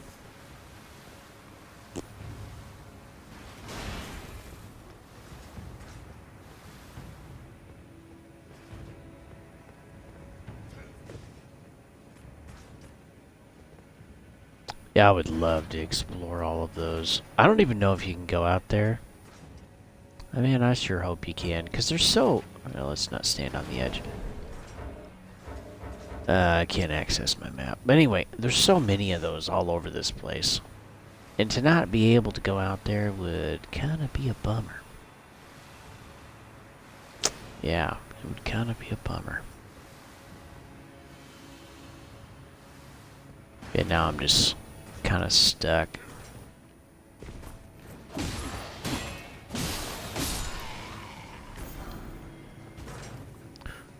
Smithing Stone 7.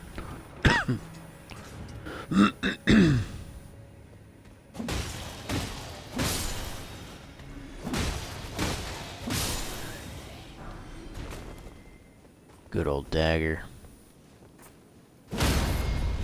Now, you're not gonna blow poison in my face, dude.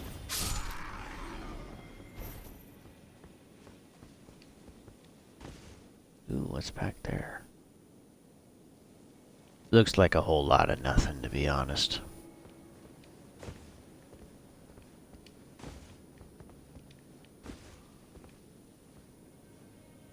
Yeah, it doesn't look like anything. And that's just a sheer drop off. So...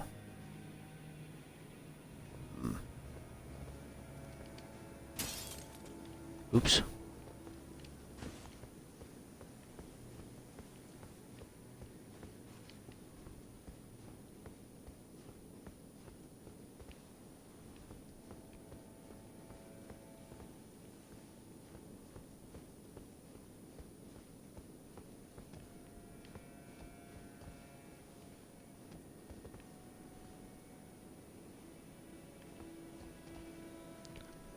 Yeah, so I've already found a few extra areas today just by poking around.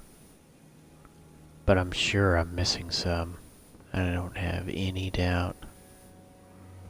Sure I'm missing something.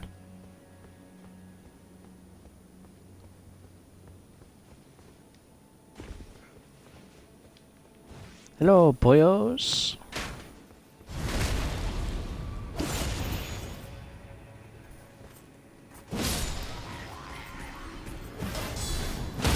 Coming to save the day.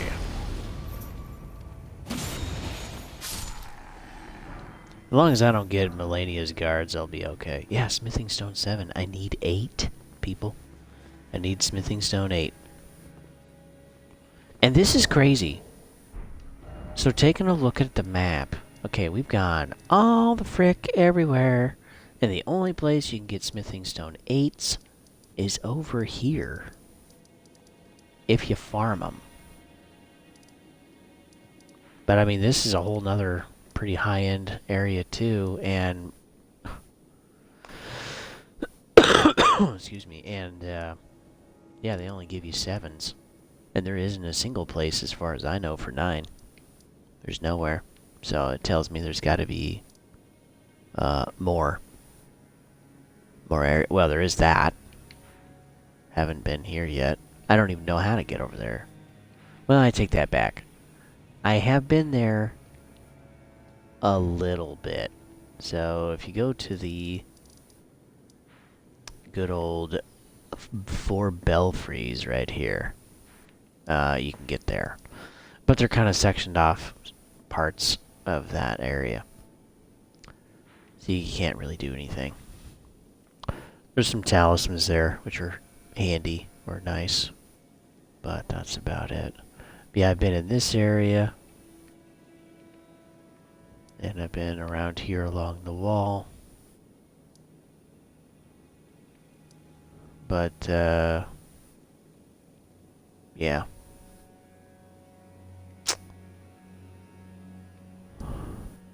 And there's all of this garbage running along the routes and stuff. Oh my gosh. What a horrible place. Yeah, that place was bad news.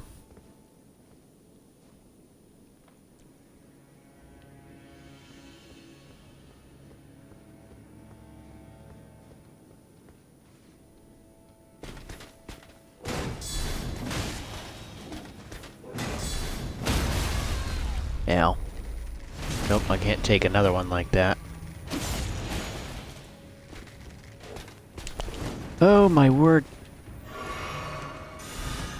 Oh boy.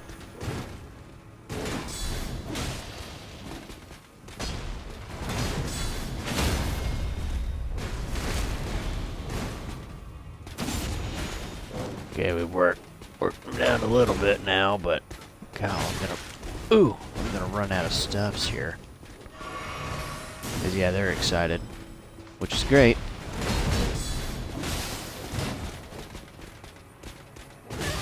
Yeah, just keep healing. Oh no, oh no. I have so many souls, I don't want to die.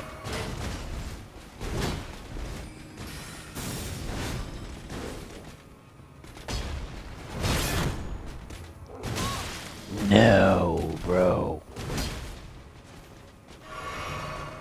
Okay. We're going to the freaking ladder. We're gonna go up here. It's like the only place I can hold them off. Let's go. Come on.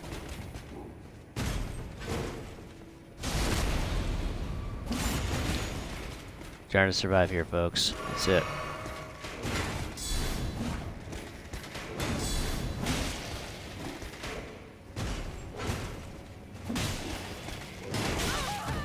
Oh my gosh. Come on, come on.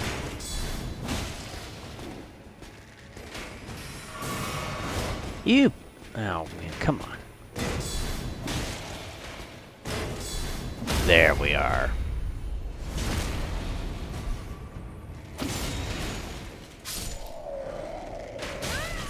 Oh, grief.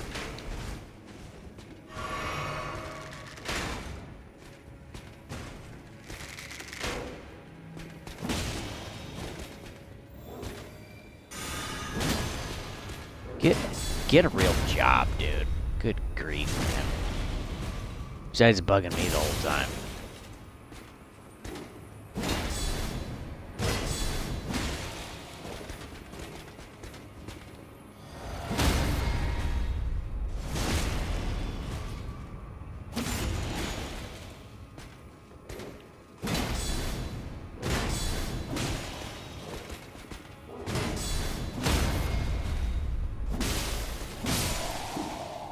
Okay.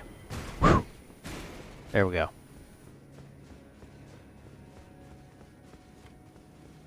Yeah, fighting those two at the same time, man. That is not a good party.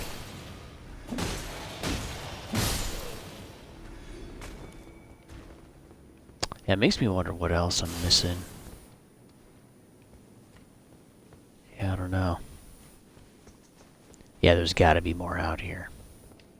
Especially, I mean, I really don't want to find out, but all up in here, there's got to be more out there.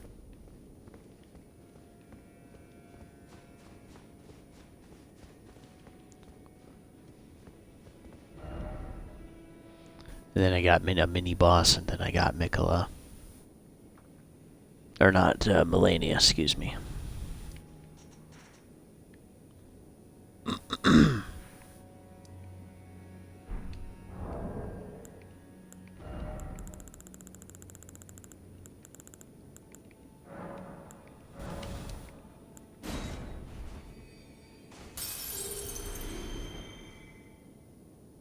That should be enough, don't you think?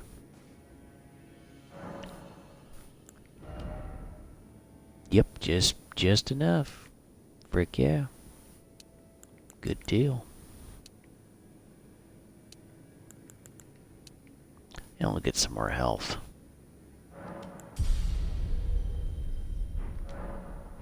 There we go.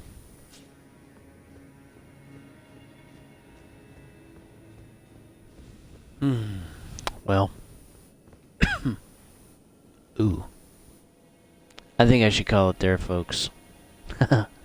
It's been fun. Well, don't forget to invest in yourself, folks. And also, don't forget to, you know, even though it's kind of tough and realistically things are getting tougher too in the job market and with inflation and now we're having some banks fail. You know, kind of prepare for some of those scenarios you don't want to happen. You won't regret it. And hey, if it doesn't happen, then all you got is just some extra buffer that you can use later.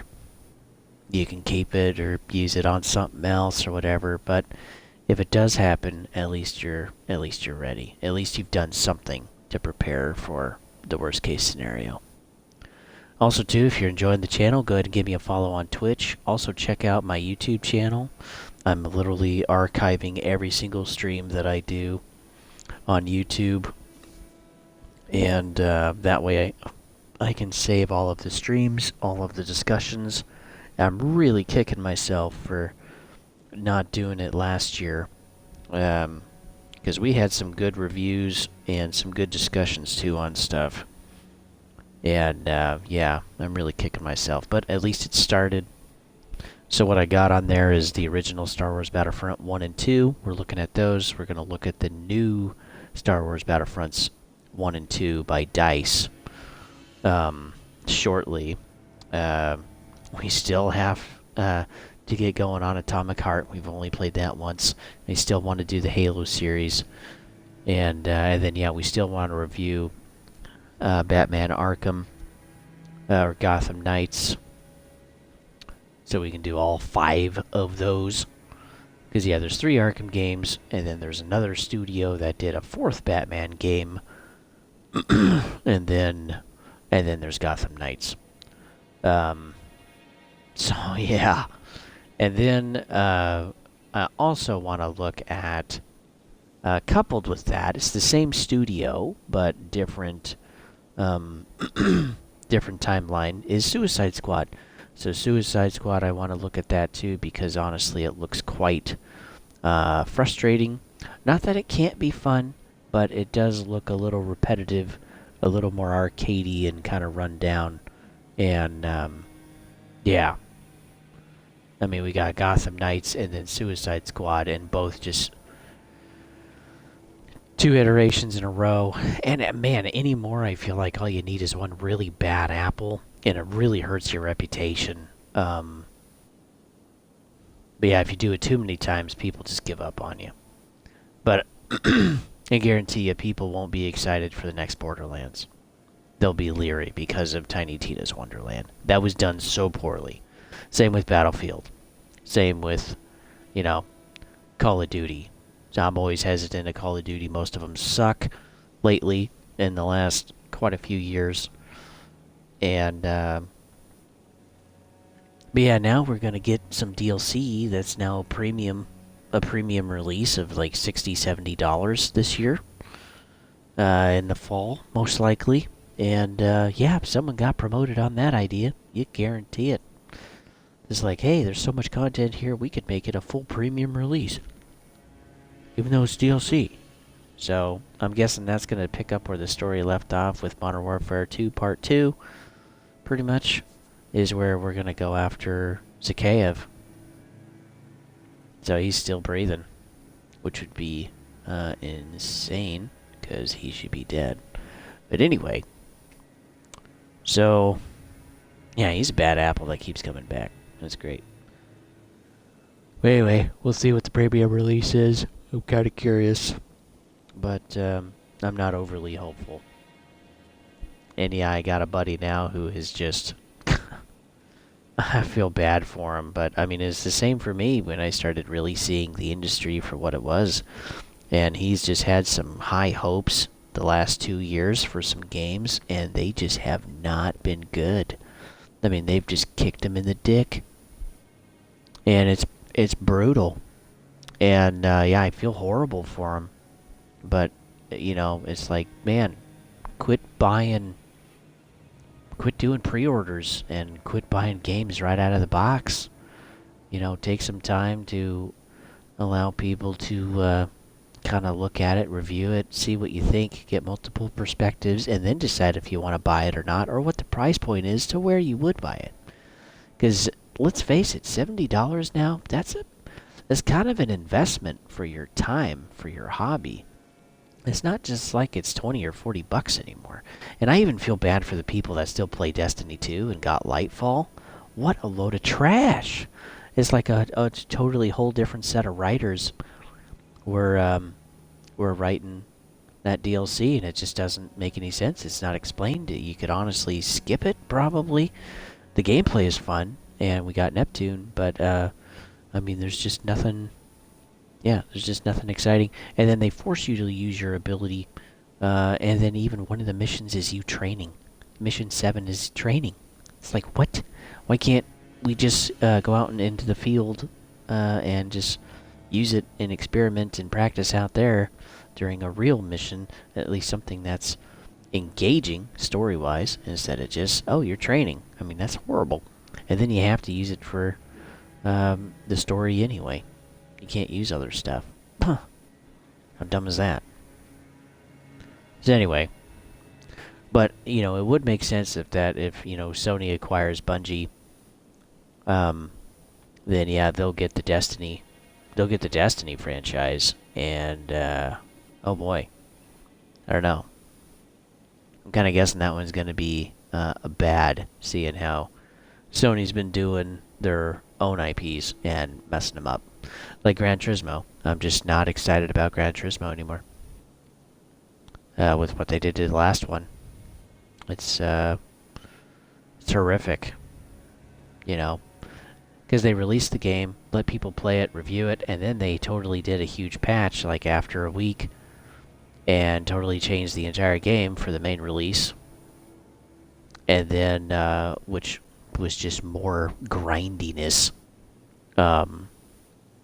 Just to irritate you so that you would actually spend money in the game. And then some of these cars are, $20, $40 a piece. You can't even earn them.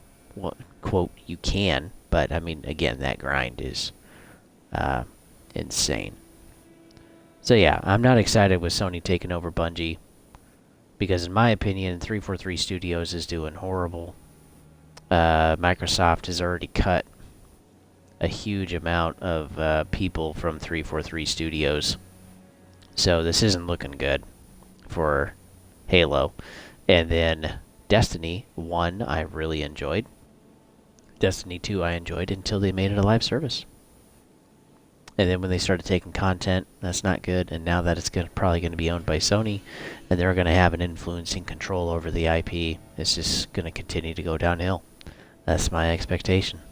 And then Bungie now, as a studio, is going to be split between Destiny and whatever Sony wants them to make, which is more live service games. So they have 2 live service games that they're going to have to produce by the end of 2025. And so yeah, that kind of makes sense why the DLC Lightfall was really kind of brutal, because the cream of the crop was working on something else.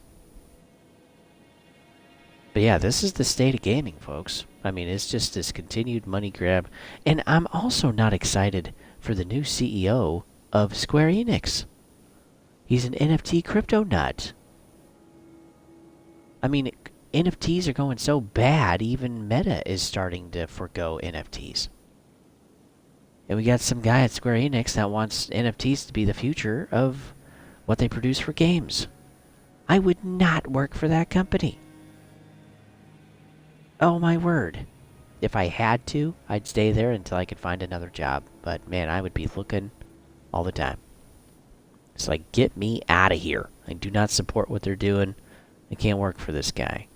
And then 2, I also worry about YouTube. The head of YouTube, which YouTube is owned by Google, is also a NFT nut. So this is not good. I'm hoping we don't have YouTube NFTs. I mean, come on. NFTs were a joke last year. NFTs fell apart starting in 21. Like, NFTs are done. And we still got people that want to push toward this, a new way to make money. And it's all about the trading. And it's like, look, folks, if you actually want to trade and make money, it takes a lot of work. It takes, couple years of study, probably, and practice to at least start to get good. Otherwise, man, you're just you're just gonna lose money. And yeah, that's not good. And we know too that Luminous, the studio that made Forspoken, they're going to be dissolved by May. They're only sticking around that long so that they can make the DLC that was promised for Forspoken, and then Luminous is going to dissolve, and I'm sure some people are going to be laid off, and then the rest of the studio is going to be incorporated into other aspects of Square Enix, probably to make NFT games. So, frick yeah, this is great. Yeah, it's just, oh, the one saving grace that I have, I mean, there's a few of them, but even like, I think it's Arcane Studios that did the Batman series and is doing Suicide Squad. Even them, they're going to the Ubisoft side of making games. Loot box and shooters, and there's nothing unique about the characters, and there's just a lack of character development there. The story, like the environment, kind of looks neat, but the only thing that you're doing is just you're shooting a bunch of purple pimples to kill Brainiac, and it's a lot of hopscotch hipping around, where the unique weapons of the characters aren't even utilized, except for Deadshot probably, but everybody gets guns. And they totally took it in a direction where it's like, no, we do not want this. And I feel like studios are really missing the ball. The people that are heading up these projects and deciding which way these projects go, they're really missing the ball on some of this. Because it's like, their games are great for a reason. Okay? It would almost be like, I mean, Elden Ring and Dark Souls in its own right is kind of like a looter shooter. But it doesn't necessarily feel that way. And it's because the focus of the game is the challenge of the enemies and the environment. And the whole reason you have those different weapons and shields and different equipment and talismans and stuff and craftable items is so that you can adapt to your ever-changing environment in the game. It's all about adapting. Either ranking yourself up through the hilt so you have a Giga Chad muscles, right? Or being able to change and tweak things with talismans, armor, and weapons, and so that you can win. I mean, that's the goal, and it's the whole experience and challenge of journey of doing that through the entire game. And then there's so much freaking content, folks. Look at that. 300 plus hours of content for $60. And by the way, I think the DLC is probably going to be around $30. And if it's less than that, I'll be surprised. But I don't care if it was 50. I'd pay for it. But yeah, 300 hours. We have studios making games now that aren't even, where the game itself isn't even 30 hours. I mean, think of that, folks. Like, Callisto Protocol was fun, and so was Dead Space Remake. And Dead Space Remake, I'd probably be more likely to play a second time or a third time. Callisto Protocol, I'd like to play a second time just to get through some of the achievements. But think of this. Think of this. I mean, you literally have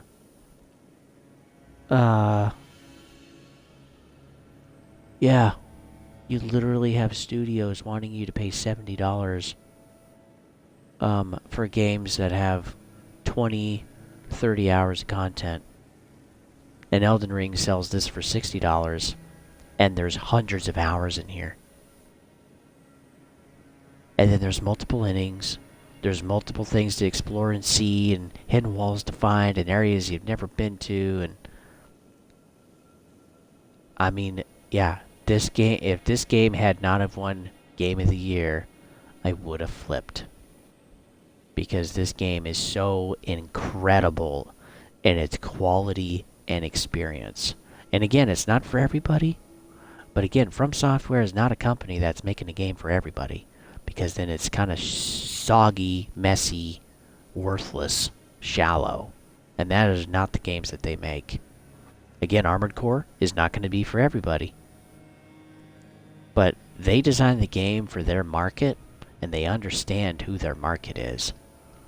And they design the games for the market itself. They don't design the games for more people to come and get grafted in, like how Halo has done it, or Call of Duty has done it, or Destiny, or how other Ubisoft games have done it too.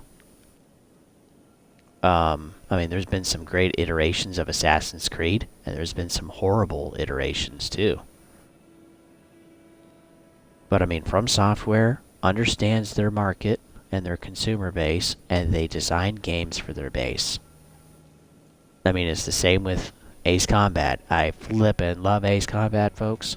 And again, it ain't for everybody. And I feel like it's the same for Mud and SnowRunner. Those are not for everybody, but they are designed for a specific person that enjoys that type of challenge and gameplay. And they make a ton of money. Because it's fun. And the whole focus with this NFT thing, with new CEOs, especially with Square Enix, I mean, man, I really hope if Square Enix goes down that road, I hope they fail as a company. Because I think companies like that need to go down when they are telling us what we want.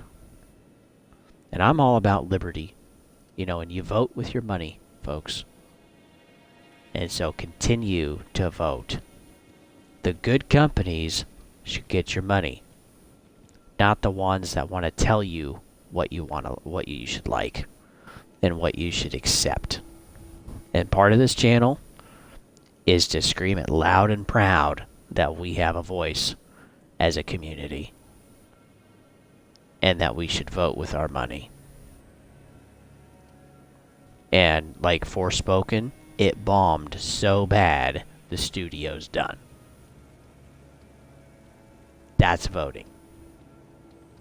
And we need to continue to do that. So anyway, I should probably end it here, otherwise I'm going to ramble on for another 30 minutes. But anyway, thanks for hopping on with me, folks. I'll see you in the next one.